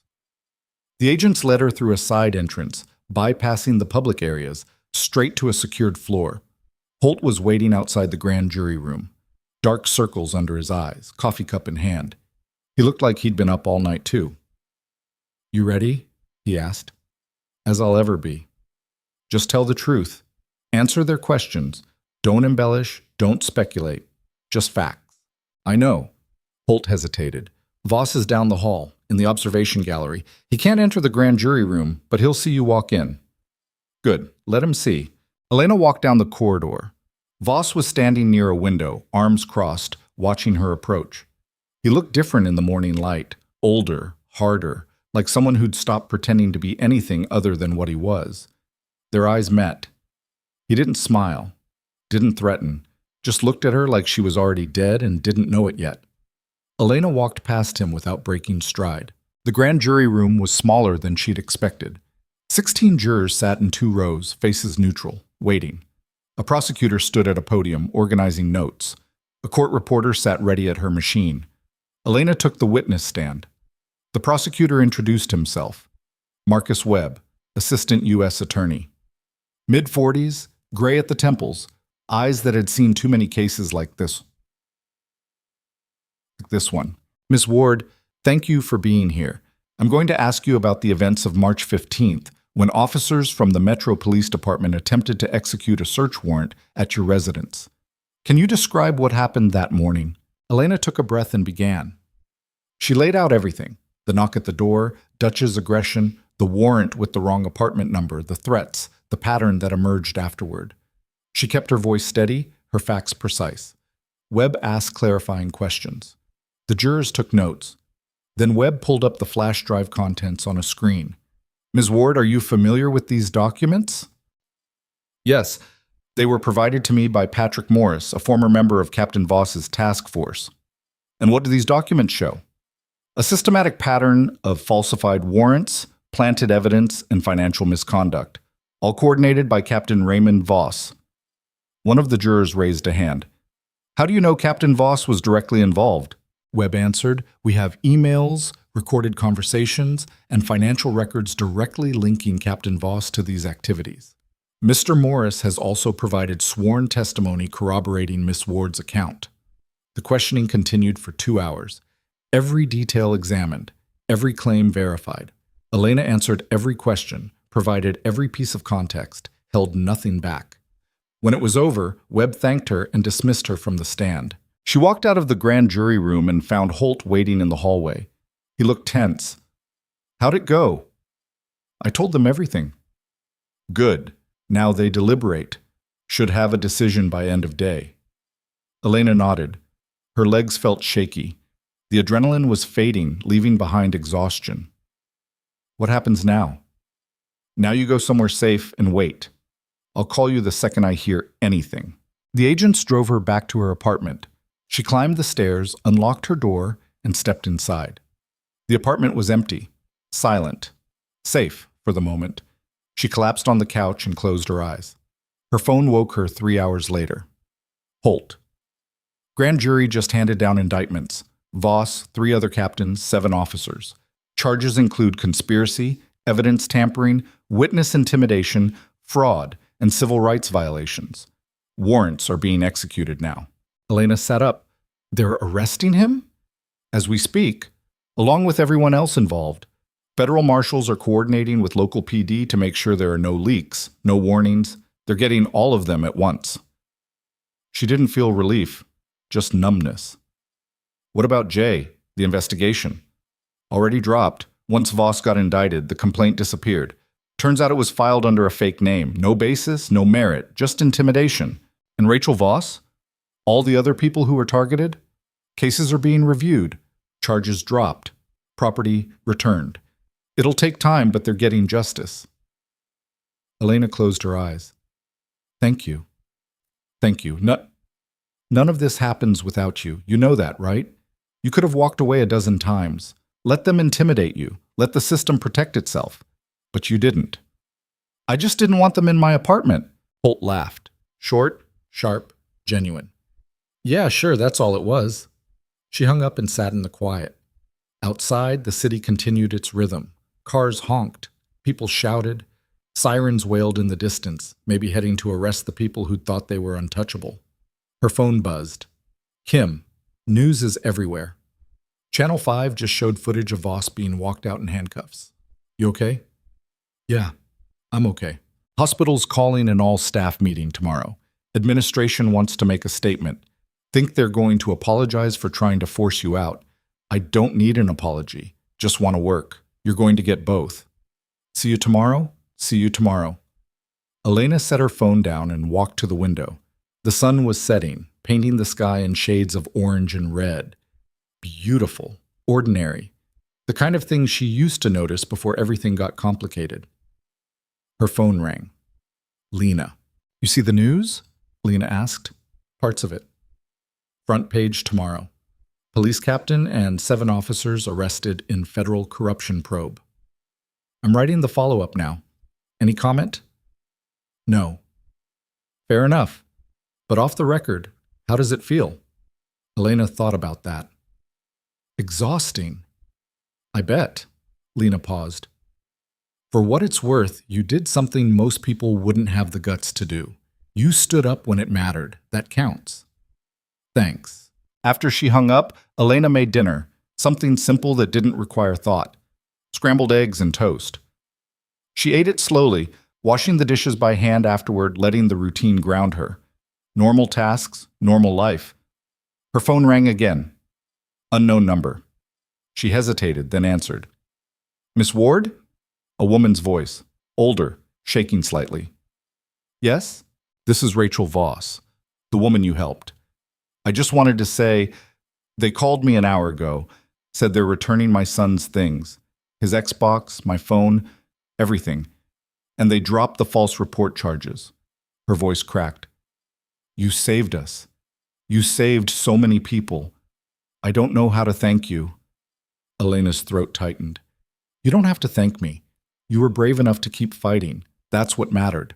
I only fought because you showed me I could. Rachel took a shaky breath. Thank you. For everything. The line went dead. Elena stood at the window, watching the last of the sunset disappear. She thought about all the people she'd never meet who'd been helped by what she'd done. All the cases being reviewed, all the lives being put back together, piece by fragile piece. The next morning, she drove to the hospital. The news vans were still there, but fewer now. The story was shifting. Voss's arrest had become the headline, pushing her out of the spotlight. She used the main entrance this time, walked through the lobby with her head up. A few people stared, most didn't. She clocked in and headed to the ER. Kim was waiting at the nurse's station. Welcome back. I never left. Fair point. Kim handed her a tablet. Bay 2 needs vitals. Bay 4 has a kid with a broken arm. Bay 6 is all yours. Elena took the tablet and got to work. The rhythm came back immediately. Patients, procedures, problems to solve. The world that made sense. The world she understood. Dr. Hassan found her during lunch. Administration wants to see you again. Elena sighed. Let me guess. Another meeting about optics. Actually, they want to give you an award. Employee of the Year for courage and integrity. Hassan's expression was wry. Turns out standing up to corruption is good PR, after all. I don't want an award. I know, but you're getting one anyway. Try to look happy about it. The ceremony was scheduled for the following week. Elena stood on a small stage in the hospital auditorium, accepting a plaque she didn't want while people she barely knew applauded. Margaret Reeves gave a speech about the hospital's commitment to doing the right thing, convenient, considering they'd tried to push her out 2 weeks ago. Thomas Brandt talked about integrity. Diane Foster smiled for the cameras. Elena said thank you, shook the necessary hands, and got off the stage as fast as possible. Afterward, Kim cornered her near the exit. "You handled that well." "I hated every second." "I know, that's why it was impressive." Kim smiled. "You heading home?" "Yeah, long day." "They're all long days here, but you're good at them." Elena drove home as the sun set again. Another day. Another shift survived. The apartment was quiet when she walked in, but not empty. Jay had texted that he was driving up, would arrive around 9. She'd given him a key 2 days ago. Small step, terrifying step, but a step. She showered, changed into comfortable clothes, and was making tea when her doorbell rang. Too early for Jay. Elena checked the peephole. A man she didn't recognize, mid-30s, suit, briefcase. He didn't look like a reporter, didn't look like a cop, looked like someone who worked in offices where decisions got made. She opened the door 6 inches. "Can I help you?" "Ms. Ward, my name is David Garrett. I work for the Department of Justice, Civil Rights Division." He showed her credentials. They looked legitimate. "I was hoping we could talk about your testimony. And what comes next?" Elena's guard went up immediately. "What comes next is trial. I already gave my statement." "I know. And it was excellent, very thorough." Garrett's smile was professional, practiced. "But there's a larger pattern here. Voss wasn't operating in isolation. We're finding similar task forces in other cities, same methods, same financial irregularities. We think it's coordinated." "Then investigate it." "We are. But we need witnesses. People willing to testify at a federal level. People with credibility and courage." He paused. "People like you." Elena's jaw tightened. "I'm a nurse, not a professional witness. You're someone who stood up when it mattered. That's valuable. Rare, actually." Garrett pulled a card from his pocket. "I'm not asking for an answer now. Just think about it. If you're interested in helping us expand this investigation, call me." He left the card on the doorframe and walked away. Elena stared at it for a long moment. Then she picked it up and went inside. She was making dinner when Jay arrived. He looked exhausted, the kind of tired that came from driving all day, but his smile was real when he saw her. "Hey," he said. "Hey." He walked in, dropped his bag by the door, and pulled her into a hug. She let herself lean into it just for a moment. Then she stepped back. "You hungry?" "Starving." They ate together, talking about small things. His drive, her shift, the weather. Normal conversation, normal life. It felt strange, fragile, like something that could break if either of them pushed too hard. After dinner, Jay helped with the dishes. Then he noticed the card on the counter. "What's this?" "Department of Justice. They want me to testify in a bigger investigation. Apparently Voss was part of something larger." Jay picked up the card, read it, set it down. "What are you going to do?" "I don't know. Part of me wants to say yes. Finish what I started. But another part just wants to be done. Go back to work, live my life. Both are valid." "I know." Elena leaned against the counter. "But I keep thinking about Rachel Voss. About all the other people who got crushed by this system. If I can help stop it from happening again. Shouldn't I?" Jay was quiet for a moment. Then he said, "Only if you want to. Not because you feel obligated. Not because you're the only one who can. Just because you want to." Elena looked at him. "What would you do?" "Honestly, I'd probably say yes, but I'm not you. And you've already done more than most people would."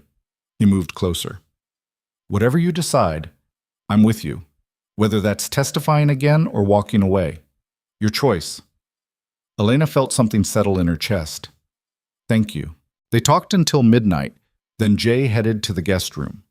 Elena lay in bed, staring at the ceiling, thinking about Garrett's card, about the investigation, about whether she had anything left to give. Her phone buzzed. "Holt. Voss arraignment happened this afternoon. Bail denied. He's going to prison pending trial. Thought you'd want to know." She typed back. Good. You okay? Getting there. DOJ contacted you yet? How did you know? Because I recommended you.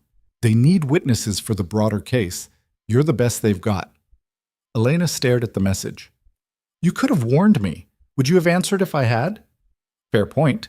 She set the phone down and closed her eyes. Sleep came easier that night. The next few days passed in a blur of work and normalcy. Shifts at the hospital, dinners with Jay, calls from Marissa updating her on the case. Voss's trial was set for 3 months out. The other officers were taking plea deals, agreeing to testify against him in exchange for reduced sentences. The system was working. Slowly, imperfectly, but working.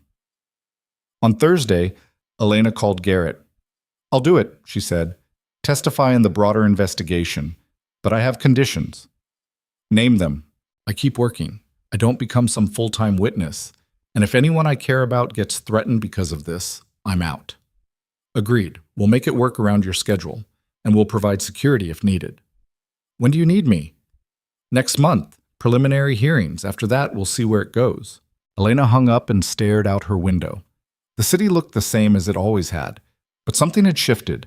She'd gone from someone trying to survive to someone actively fighting back.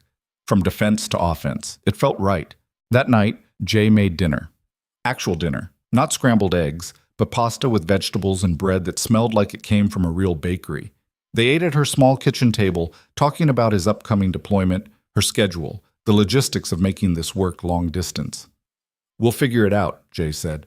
We've handled worse. Have we? He smiled. We survived Kandahar. We can survive anything. After dinner, they sat on the couch. Jay put on a movie Elena had never heard of. She fell asleep 20 minutes in, head on his shoulder, breathing steady. When she woke up 2 hours later, Jay was still there, still watching, still present. Sorry, she said. I'm terrible company. You're exhausted. It's allowed. Elena sat up, rubbing her eyes. I should probably sleep in an actual bed. Probably. She stood, then hesitated. Thank you for being here, for not pushing, for just being. Jay stood too. That's what this is. We show up, we stay, we figure it out as we go. Elena kissed him, quick, tentative, testing. He kissed back, gentle and careful. Then she pulled away. Good night. Good night. She went to bed and slept through the night for the first time in weeks. The following week, Elena was restocking Trauma Bay 3 when her phone rang. Private number. She almost didn't answer, then she did. Elena Ward. The voice was unfamiliar. Male, calm, professional. You don't know me, but I know you, and I know what you did to Raymond Voss. Elena's blood went cold. Who is this? Someone who wants to make you an offer. Voss was a useful tool, but tools can be replaced.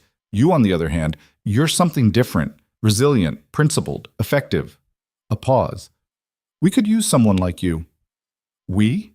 People who understand that the system is broken, that sometimes rules need to be bent, that results matter more than methods. Another pause. You proved you can't be intimidated, can't be bought, can't be broken. That's valuable. I'm not interested. You will be. When you see how deep this goes, when you realize Voss was just one piece of a much larger operation, when you understand that taking him down didn't fix anything, it just created a vacancy. Elena's hand tightened on the phone. What are you talking about? You'll find out soon enough. The DOJ investigation you agreed to help with, it's bigger than they told you, bigger than Voss, bigger than one city's police department. And the people at the top, the ones really running things, they're not going to let a nurse from Millbrook tear it all down. Watch me. The voice laughed, soft, amused. I like you, Ms. Ward. You've got fire. But fire burns out eventually. And when it does, when you realize you're in over your head, call this number. We'll be waiting. The line went dead. Elena stood frozen in the trauma bay, phone in her hand, heart pounding. She looked at the call log. Private number, untraceable. She called Holt immediately. Someone just called me, warned me about the DOJ investigation, said Voss was part of something bigger, tried to recruit me. Holt swore. Did they identify themselves? No, just said I'd understand soon enough. What the hell is going on? Holt was quiet for a long moment. Meet me tomorrow. My office, 9 a.m. There's something you need to know. Tell me now. Not over the phone. Tomorrow. Trust me. He hung up. Elena stood there, staring at her phone, feeling the ground shift beneath her feet again. Voss was in prison. The task force was disbanded. Justice had been served. But the voice on the phone suggested something worse, something bigger, something that wasn't finished. And Elena Ward, combat medic, ER nurse, a woman who'd taken down a corrupt police captain, had just been warned that the real fight hadn't even started yet. Elena barely slept that night. She lay in bed staring at the ceiling, replaying the voice on the phone. The calm certainty. The suggestion that everything she'd fought for had barely scratched the surface. Jay was asleep in the next room, and she didn't wake him. Some battles you prepared for alone. At 8 a.m., she was already dressed and drinking coffee when Jay emerged, hair messy, eyes still half closed. "You're up early," he said. "Meeting with Holt, 9 o'clock. Jay's expression sharpened. "About the call?" "Yeah." "Want me to come?" Elena almost said yes, almost let herself lean on him, but this was hers to face. "I need to do this alone, but thank you." Jay nodded. He understood. That's why it worked between them. He knew when to push and when to step back. "Call me after." "I will." The drive to Holt's office took 20 minutes through morning traffic. Elena parked in the Federal Building garage and took the elevator to the 7th floor. Holt was waiting in a conference room, looking like he'd aged 5 years in the past week. 2 other people sat at the table, a woman in her 50s with silver hair and sharp eyes, and a younger man in a suit that screamed DOJ. "Elena, this is Director Sarah Kellerman from the FBI's Public Corruption Unit and Assistant Attorney General Michael Torres." Holt gestured to the chairs. "Sit. We need to talk." Elena sat. "What's going on?" Kellerman spoke first. "How much do you know about the Metro PD task force funding structure?" "Nothing. I just knew they were corrupt." "The task force was federally funded," Torres said, part of a grant program designed to combat drug trafficking in mid-sized cities. Voss's unit received $3 million over 2 years, but when we started auditing the books after your testimony, we found discrepancies. "What kind of discrepancies?" "The kind that suggests the money wasn't going where it was supposed to. Equipment purchases that never happened, overtime claims for officers who weren't working, seized assets that disappeared from evidence." Kellerman pulled up a laptop screen showing spreadsheets. Someone was siphoning money, a lot of it. Elena's stomach tightened. Voss. Voss was taking a cut, but he wasn't running it. He was middle management. Kellerman's eyes were hard. The money was flowing up to someone with access to federal databases, someone who could manipulate records across multiple jurisdictions. "Who?" Torres and Kellerman exchanged glances. Holt spoke. "We don't know yet, but whoever it is has resources. Connections in law enforcement, government, possibly private sector. They've been operating for years, setting up these task forces in different cities, using them to generate revenue through asset seizures and federal grants. And when I took down Voss, I threatened that whole operation." "Exactly," Kellerman said, "which is why someone called you yesterday. They're either trying to recruit you or scare you off. Maybe both." Elena's jaw tightened. "So what do we do?" "We build a case, carefully, quietly." Torres leaned forward. "But we need your help. You're already in the middle of this. Whoever's running things knows about you. They might reach out again, try to flip you, or eliminate you as a threat. You want me to be bait. We want you to be aware and protected." Holt's voice was firm. "You're not going into this alone. We'll have surveillance, backup, everything. But if they contact you again, we need to know what they say, what they offer, how they operate." Elena thought about the voice on the phone, the calm professionalism, the suggestion that she was valuable. "And if I say no, then you go back to your life and we work this case without you," Kellerman said. "But they might come after you anyway. You're a loose end, a witness who can't be controlled. People like that don't like loose ends." The room went quiet. Elena looked at each of them. Holt, exhausted but determined. Kellerman, calculating but honest. Torres, political but principled. They were asking her to step deeper into something that could consume her, to risk more than she already had. But she thought about Rachel Voss, about the people whose lives had been destroyed by a system that prioritized money over justice, about the voice on the phone, so certain she'd fold eventually. "I'm in," she said. "But I'm not changing my life for this. I still work. I still have a personal life. And the second this puts Jay or anyone I care about in real danger, I'm out." Kellerman nodded. "Fair. We'll set up protocols. You wear a wire when possible. Report any contact, and we'll have agents monitoring your apartment, your workplace." "How long?" "As long as it takes. Could be weeks, could be months." Torres stood. "But understand, once we start this, there's no going back. You become part of an active federal investigation. Everything changes." Elena stood too. "Everything already changed. I'm just deciding what to do about it." They spent the next 2 hours going over procedures, protocols, equipment. Elena was fitted with a small recording device that looked like a phone charm. Given emergency contacts, briefed on what to say, what not to say, how to handle different scenarios. By the time she left, her head was spinning. She called Jay from the parking lot. "I need to see you. I'm at your apartment, doors open." When she got home, Jay was sitting on her couch with 2 cups of coffee waiting. He looked at her face and didn't ask questions, just handed her one of the cups. "They want me to help catch whoever's running the whole operation," Elena said. "Wear a wire, report contacts, be part of an active investigation." "And you said yes." "I said yes." Jay nodded slowly. "Okay, what do you need from me? I need you to tell me if I'm crazy, if I'm pushing too hard, if I should just walk away and let someone else handle it."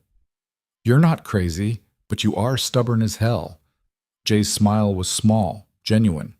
"And no, you shouldn't walk away, because that's not who you are. You don't quit when things get hard. You dig in. Even when it's stupid? Especially then." Elena almost laughed. Almost. Instead, she sat next to him and let herself lean against his shoulder. "I'm tired." "I know. I just want to go to work, save lives, come home, be normal." "You will be, eventually, but right now you're in the middle of something that matters, and you're the only one who can do it." Jay's arm came around her shoulders. "So we deal with it. Together." They sat like that for a while. Then Elena's phone buzzed. "Kim, where are you? We're slammed." She pulled away from Jay. "I have to go to work." "I know. I'll be here when you get back." Elena changed into scrubs, grabbed her bag, and headed to the hospital. The ER was chaos. Car accident victims, a stabbing, 2 cardiac arrests. She threw herself into it, grateful for the distraction. Hands moving through familiar procedures, mind focused on problems she knew how to solve. Dr. Hassan found her during a lull. "You look like hell." "Thanks. I'm serious. When's the last time you slept more than 4 hours?" Elena didn't answer. Hassan sighed. "Look, I know there's stuff going on, stuff you can't talk about, but you're no good to anyone if you burn out. Take a day off. Actually rest." "I'm fine." "You're not, but you're too stubborn to admit it." Hassan's expression softened. "Just be careful, okay? Whatever you're dealing with, it's not worth destroying yourself over." Elena nodded, but didn't promise anything. The shift ended at midnight. Elena drove home exhausted, every muscle aching. Jay was asleep in the guest room. She showered, collapsed into bed, and was out in seconds. Her phone woke her at 3 a.m. Private number. She sat up, heart racing, and answered. "Hello? Did you talk to the feds?"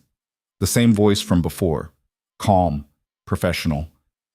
"What do you want?" "I want you to understand what you're walking into. The people you're helping, Holt, Kellerman, Torres, they think this is about corruption, about money, about bad cops." A pause. "It's bigger than that. It's about control, about systems that keep things running smoothly, and you're threatening to disrupt it." "Good. Is it?" "Because once you pull this thread, everything unravels. People lose jobs, families lose income, communities lose the protection they've been getting, flawed as it is. You think you're fighting for justice, but justice is messy, complicated. Sometimes it hurts more people than it helps." Elena's jaw tightened. You're trying to make me feel guilty for holding criminals accountable. I'm trying to make you see the bigger picture. You're smart enough to understand that the world isn't black and white, that sometimes the right thing isn't the good thing. I've seen combat. I've held people together while they died. Don't lecture me about hard choices. The voice was quiet for a moment, then softer. Then you should understand better than anyone. Sometimes survival means compromising, adapting, accepting that perfect justice doesn't exist. Maybe not, but that doesn't mean I stop trying. Stubborn. I respect that. A pause. Last chance, Ms. Ward. Walk away. Tell the feds you changed your mind. Go back to saving lives in the ER, or push forward and find out exactly how deep this goes. Your choice. I already made my choice. Then I'll see you soon. The line went dead. Elena sat in the dark, phone in her hand, adrenaline coursing through her. She called Holt immediately. They called again, same person. Tried to convince me to back off, said I'd see them soon. You get it recorded? Elena grabbed the wire device from her nightstand.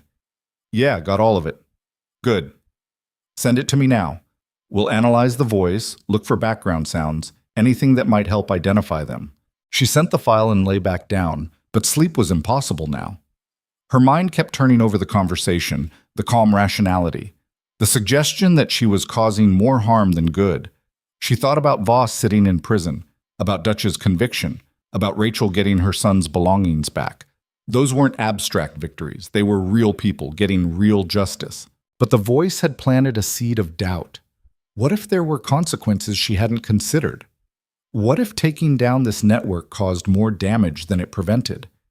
Elena shook her head. That was the game. Make her question herself. Make her hesitate. Make her back down. It wouldn't work. The next week passed in mounting tension. Elena worked her shifts, wore the wire, waited for contact. Nothing came. The silence felt deliberate, calculated. Like whoever was pulling the strings was watching, waiting for the right moment. Voss's trial started on a Tuesday. Elena wasn't called to testify. Her grand jury testimony was enough. But she watched the news coverage, saw Voss in his suit and handcuffs, face blank, eyes dead, saw the parade of witnesses, the evidence presented, the case built brick by brick. The trial lasted 3 weeks. The jury deliberated for 6 hours. Guilty on all counts. Voss was sentenced to 18 years federal prison. No parole, no deals, just time. Elena watched the verdict on the hospital break room TV and felt nothing. No satisfaction, no relief. Just acknowledgement that one piece was finished. But the larger game was still playing out. 2 days after the verdict, Elena was leaving the hospital when a car pulled up beside her. Black sedan, tinted windows. The back door opened. Ms. Ward, get in. Kellerman's voice. Kellerman's mutts. Elena hesitated, then climbed in. Kellerman was in the back seat, laptop open, looking grim. Holt was in the front passenger seat. We got a hit, Kellerman said. Voice analysis on your recording matched someone in the federal database. Former DEA agent named Marcus Aldridge. Went private sector 5 years ago. Now runs a consulting firm that advises police departments on asset seizure programs. Elena's blood went cold. He's been setting up these operations across the country. Not just setting them up, running them. We found shell companies, offshore accounts, payments flowing through his firm to at least 15 different task forces in 12 states. He's been operating for 8 years, pulling in millions. Where's he now? That's the problem. He disappeared 3 days ago, cleared out his office, closed his accounts, vanished. Holt turned in his seat. We think he knows we're close, and we think he's going to make a move. What kind of move? Either run permanently or tie up loose ends. Kellerman's eyes were hard. You're a loose end, Elena. The one person who can connect the dots from the street level to the top. If he's smart, he'll try to eliminate you before we can bring him in. Elena's hands clenched. So what do? We put you somewhere safe, protected, until we find him. No. Kellerman blinked. Excuse me? I'm not hiding. That's what he wants. To make me disappear, to neutralize me as a threat. I stay visible. I keep working. And when he comes for me, you catch him. That's incredibly dangerous. I've lived through dangerous before, and I'm not running from this. Holt and Kellerman exchanged glances. Finally, Holt nodded. We'll triple security. Agents at the hospital, your apartment, everywhere you go. But Elena, if he comes for you, it won't be obvious. It'll be professional. Careful. You might not see it coming. Then you better make sure you do." They dropped her back at her car. Elena drove home, checking mirrors, watching for tails. Nothing obvious. But that didn't mean nothing was there. Jay was waiting when she got home. She told him everything. He listened without interrupting, face growing darker with each detail. "You're using yourself as bait," he said when she finished. "I'm refusing to hide." "There's a difference." "Not to me." Elena met his eyes. "I can't live the rest of my life looking over my shoulder, wondering if he's going to come after me. Better to draw him out. End this." Jay was quiet for a long moment. Then he stood and walked to his bag, pulled out a handgun in a holster. "You remember how to use this?" "Yeah." "Good. Keep it close. And if anything feels wrong, anything at all, you call me. Promise." "I promise." That night, Elena slept with the gun on her nightstand and her phone within reach. The apartment was quiet, but she could feel the presence of federal agents stationed outside, watching, waiting. 3 days passed. Nothing happened. Elena went to work, came home, lived her life under the weight of constant surveillance. It felt like holding her breath underwater, waiting to see if she'd surface or drown. On the 4th day, Elena was restocking supplies in the ER when a patient walked in. Male, mid-40s, wearing business casual, holding his arm like it hurt. He approached the check-in desk. "I think I broke my wrist," he said. "Fell on some ice." The receptionist took his information and sent him to Bay 5. Elena happened to be walking past when he was called back. Their eyes met for half a second. Something in his gaze made her freeze. She knew that look, had seen it in Kandahar, the calm assessment of someone deciding whether to act. Elena pulled out her phone and texted Holt. "Man in Bay 5. Something's wrong." Then she grabbed Dr. Hassan. "I need you to examine the patient in 5. Possible fracture." "You okay?" "Fine. Just be careful with this one." Hassan frowned, but didn't argue. Elena watched from the hallway as he went in. Through the window, she could see the patient sitting calmly, waiting. Too calm, too controlled. Her phone buzzed. "Holt. Agents are 2 minutes out. Stay away from that bay." Elena's heart hammered. She watched Hassan examine the man's wrist, asking questions, touching gently. Everything looked normal, professional, safe. Then the man's other hand moved to his jacket pocket. Elena didn't think. She pushed through the door. "Dr. Hassan, you're needed in trauma 2. Urgent." Hassan looked up, annoyed. "I'm in the middle, now." Something in her tone made him move. He walked out, confused. Elena stayed in the doorway, blocking it, eyes locked on the patient. "You're Marcus Aldridge," she said quietly. The man's expression didn't change, but his hand stayed in his pocket. "You're very perceptive, Ms. Ward. What are you doing here?" "Same thing you are. Making choices." His voice was the one from the phone, calm, professional. "I wanted to see you in person, understand what kind of person derails 8 years of work because she couldn't let a simple warrant slide."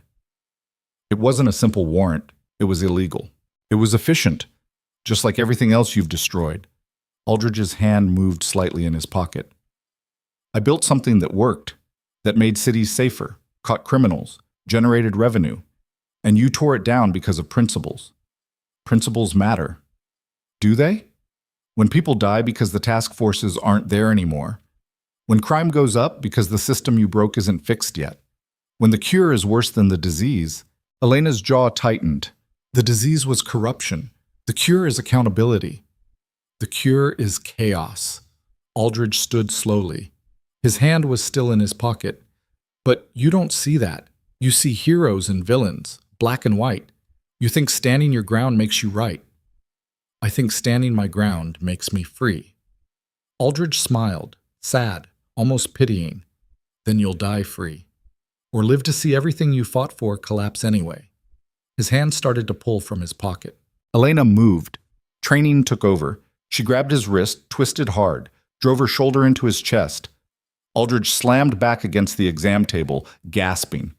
His hand came out of his pocket, empty except for a small recording device. Not a weapon.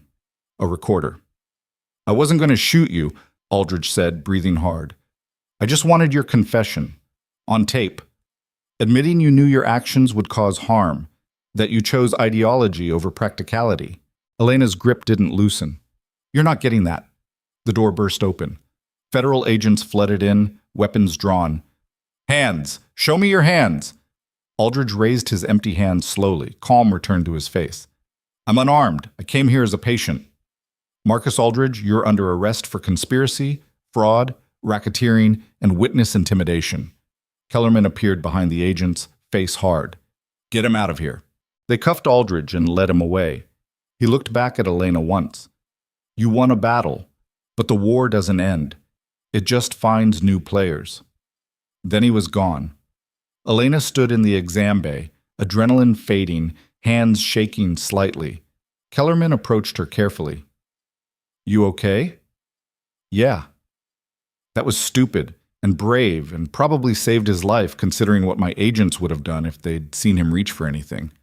Elena managed a weak smile. Just doing my job. Your job is saving lives, not tackling federal fugitives. Sometimes they overlap. The hospital went on lockdown for 2 hours while agents swept for accomplices. Found none. Aldridge had come alone, arrogant enough to think he could manipulate Elena into giving him what he needed. He'd been wrong. By evening, the hospital was back to normal chaos. Elena finished her shift in a daze, answered questions from administration, gave a statement to the FBI. When she finally left, Jay was waiting in the parking lot. You tackled a wanted fugitive, he said. He wasn't armed. You didn't know that. Elena climbed into her car. No, but I knew if I didn't move, Hassan might have gotten hurt, so I moved. Jay followed her home. They sat in her apartment, not talking, just existing in the same space. Eventually, Jay spoke. It's over now, right? Yeah, it's over. Good. He pulled her close. Because I'd really like to have a normal relationship with you, one where nobody's trying to kill or recruit you. Elena laughed, genuine, surprised. That sounds nice. Doesn't it? The trial for Marcus Aldridge happened 4 months later. Elena testified for 2 days, walking the jury through everything, from Dutch's knock on her door to Aldridge's attempted manipulation in the ER. The defense tried to paint her as vindictive, as someone with an anti-authority complex. The prosecution showed footage, recordings, financial documents that buried those arguments. The jury came back in less than a day. Guilty on all 37 counts. Aldridge got 25 years. No parole. His consulting firm was dissolved, his assets seized. Every task force he'd set up was investigated, restructured, or disbanded. Dozens of wrongful convictions were overturned. Hundreds of people got their property back. And Elena Ward went back to work. The hospital threw another ceremony. Elena accepted another plaque, shook more hands, smiled for more photos. But this time it felt different. Not like validation she didn't want, but acknowledgement of something that mattered. Afterward, Kim cornered her near the parking lot. You're kind of famous now, you know that? I'm really not. DOJ put out a press release. You're literally cited as a key witness in the biggest police corruption case in a decade. Elena sighed. Great. Hey, it beats being known as that nurse who's always tired. Kim smiled. Seriously, though, I'm proud of you. What you did took guts most people don't have. I just didn't let them push me around. That's exactly what made it brave. Kim squeezed her shoulder. Now go home. Your boyfriend's been sitting in the parking lot for an hour waiting for you. Elena found Jay leaning against his car, arms crossed, looking patient. Ready to go? Where? Anywhere that's not here. Dinner, movie, walk in the park, something normal. They chose dinner, a small Italian place that didn't care about corruption cases or federal investigations, just served pasta and wine and let people be. Elena ordered something with too much cheese. Jay got carbonara. They talked about nothing important, his next deployment, her schedule, whether they should get a dog. Normal, human, real. Halfway through dinner, Elena's phone buzzed. Lena, final article published. How one nurse brought down a national corruption network. Thought you'd want to see it. Elena opened the link. The article was comprehensive, well-researched, fair. It told the whole story. Dutch, Voss, Aldridge, the network. But it also told her story. Not as a hero. As someone who'd been pushed and pushed back. She showed it to Jay. He read it, then looked at her. How does it feel, seeing it all laid out like that? Weird, like it happened to someone else. But it didn't. It happened to you. And you survived it. More than survived. You won. Elena thought about that. I don't know if I won. I just didn't lose. In a fight like that, not losing is winning. They finished dinner and drove back to Elena's apartment. Jay stayed over, not in the guest room anymore, but with her. They fell asleep tangled together, breathing in sync. The next morning, Elena woke to sunlight streaming through the window and Jay already up, making coffee. She joined him in the kitchen, still half asleep. I've been thinking, Jay said, about us, about what happens when I deploy next month. Elena's stomach tightened. What about it? I don't want to do the long-distance thing halfway. I want to do it right. Calls, letters, visits when I can. Actually building something instead of just waiting for the next crisis. I want that too. Good. Jay handed her a cup of coffee. Because you're kind of stuck with me now. Elena smiled, real, genuine, unguarded. Could be worse. Could be better too, but we'll get there. 3 weeks later, Elena stood in a federal courthouse in Washington, D.C., testifying before a Senate subcommittee on police reform. She wore a simple suit, hair pulled back, no makeup beyond what was necessary. The room was packed with senators, aides, reporters, cameras. Senator Patricia Huang chaired the committee. She looked at Elena with respect and curiosity. Ms. Ward, you've become the face of this investigation. How does that feel? Uncomfortable, Elena said honestly. I'm not an activist. I'm not trying to change the world. I just didn't want corrupt cops in my apartment. A few senators smiled. Huang continued. But your actions did change things. Exposed a network, led to arrests, reforms. Do you think individual citizens have a responsibility to stand up against corruption when they see it? Elena thought carefully. I think people have a responsibility to themselves, to not let fear control their choices. I stood up because I couldn't live with myself if I didn't, but I don't judge people who make different choices. Everyone's fighting their own battles. What would you say to someone facing a similar situation? Someone being pressured by authority figures to comply with something they know is wrong? Elena looked directly at the camera. I'd say trust your instincts. Document everything. Find people who'll support you. And remember that courage isn't the absence of fear. It's doing what's right even when you're terrified. Because the alternative is living under someone else's control. And that's not living. The testimony lasted 3 hours. When it was over, Elena walked out of the courthouse and found Jay waiting on the steps. How'd it go? He asked. I have no idea, but it's done. They walked through D.C. together, anonymous among the crowds. Just two people navigating the city, holding hands, being normal. That night, Elena's phone rang. Rachel Voss. I'm watching the news, Rachel said, voice thick with emotion. Seeing you testify, and I just wanted to say thank you for showing me that fighting back was possible. My son starts college next month. He got his life back because you gave us hope. Elena's throat tightened. You fought too. Don't forget that. I only fought because you showed me how. Rachel took a shaky breath. Thank you for everything. After she hung up, Elena sat on her hotel bed and cried. Not from sadness, from release, from knowing that the battles she'd fought hadn't just been for herself. They'd mattered to people she'd never meet, had changed lives she'd never see. Jay held her while she cried, not saying anything, just being there. 6 months later, Elena was back in Millbrook, back in the ER, back in the rhythm of saving lives. The media attention had faded. The investigations were ongoing, but no longer required her constant involvement. She was just a nurse again. Exactly what she wanted. Kim found her during a shift. You've got a visitor, waiting room. Elena frowned. Who? Didn't say, but she looks official. Elena walked out to find Director Kellerman waiting, looking professional but warm. Ms. Ward, got a minute? They stepped outside. Kellerman pulled out an envelope. The FBI wants to offer you a position. Consultant. Help us train agents on recognizing corruption, understanding civilian perspectives, building cases that hold up. You'd keep your nursing job, just come in a few times a month, share your expertise. Elena stared at the envelope. I'm not an expert. You took down a national network. That makes you an expert. Kellerman's smile was genuine. Think about it. No pressure. But we could use someone like you. Elena took the envelope. I'll think about it. That night she showed the offer to Jay. He read it, then looked at her. What do you want to do? I don't know. Part of me just wants to work and come home, but another part thinks maybe I can help prevent this from happening to other people. Both are valid. What does your gut say?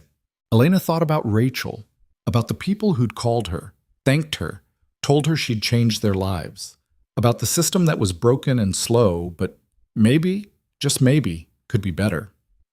My gut says I'm tired, but also that tired isn't the same as done, Jay smiled. Then there's your answer.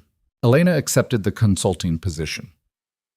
Once a month, she flew to Quantico and taught FBI recruits about civilian perspectives, about the impact of corruption, about the importance of accountability. The rest of the time, she worked in the ER, saved lives, lived her life. Jay deployed. They talked via video calls, sent letters, counted down days until his return. It wasn't easy, but it was real. And real was enough. 1 year after Dutch knocked on her door, Elena stood in her apartment, coffee in hand, watching the sun rise over Millbrook. The city looked the same, but she'd changed. Somewhere in the fight, she'd stopped being someone who just survived and became someone who stood her ground.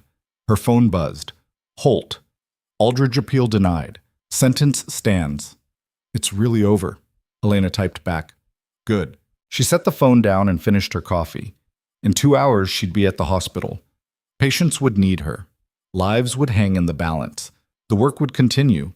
But for now, she just stood in the quiet, breathing, being. Someone once told her courage was doing what's right, even when terrified. She'd learned it was more than that. Courage was choosing to stand when sitting was easier, fighting when surrendering was safer, believing that one person could make a difference even when the whole world said otherwise. She'd been underestimated, dismissed, threatened, pushed, and she'd pushed back harder. Not because she was a hero, not because she was fearless, but because she knew the alternative. Living under someone else's control, accepting injustice, looking away, would have killed something essential inside her. So she'd stood. She'd fought. She'd won. And in doing so, she'd proven something she'd always known but sometimes forgot, that the quiet strength of one person refusing to break could move mountains. The city woke around her. Another day. Another chance to make a difference. Elena Ward, combat medic, ER nurse, consultant, survivor, was ready. She'd always been ready. She just hadn't known it until someone tried to make her move. And when they did, she'd shown them exactly what happens when you underestimate someone who's already survived hell. You don't just lose. You learn why they walked through fire in the first place. And you burn.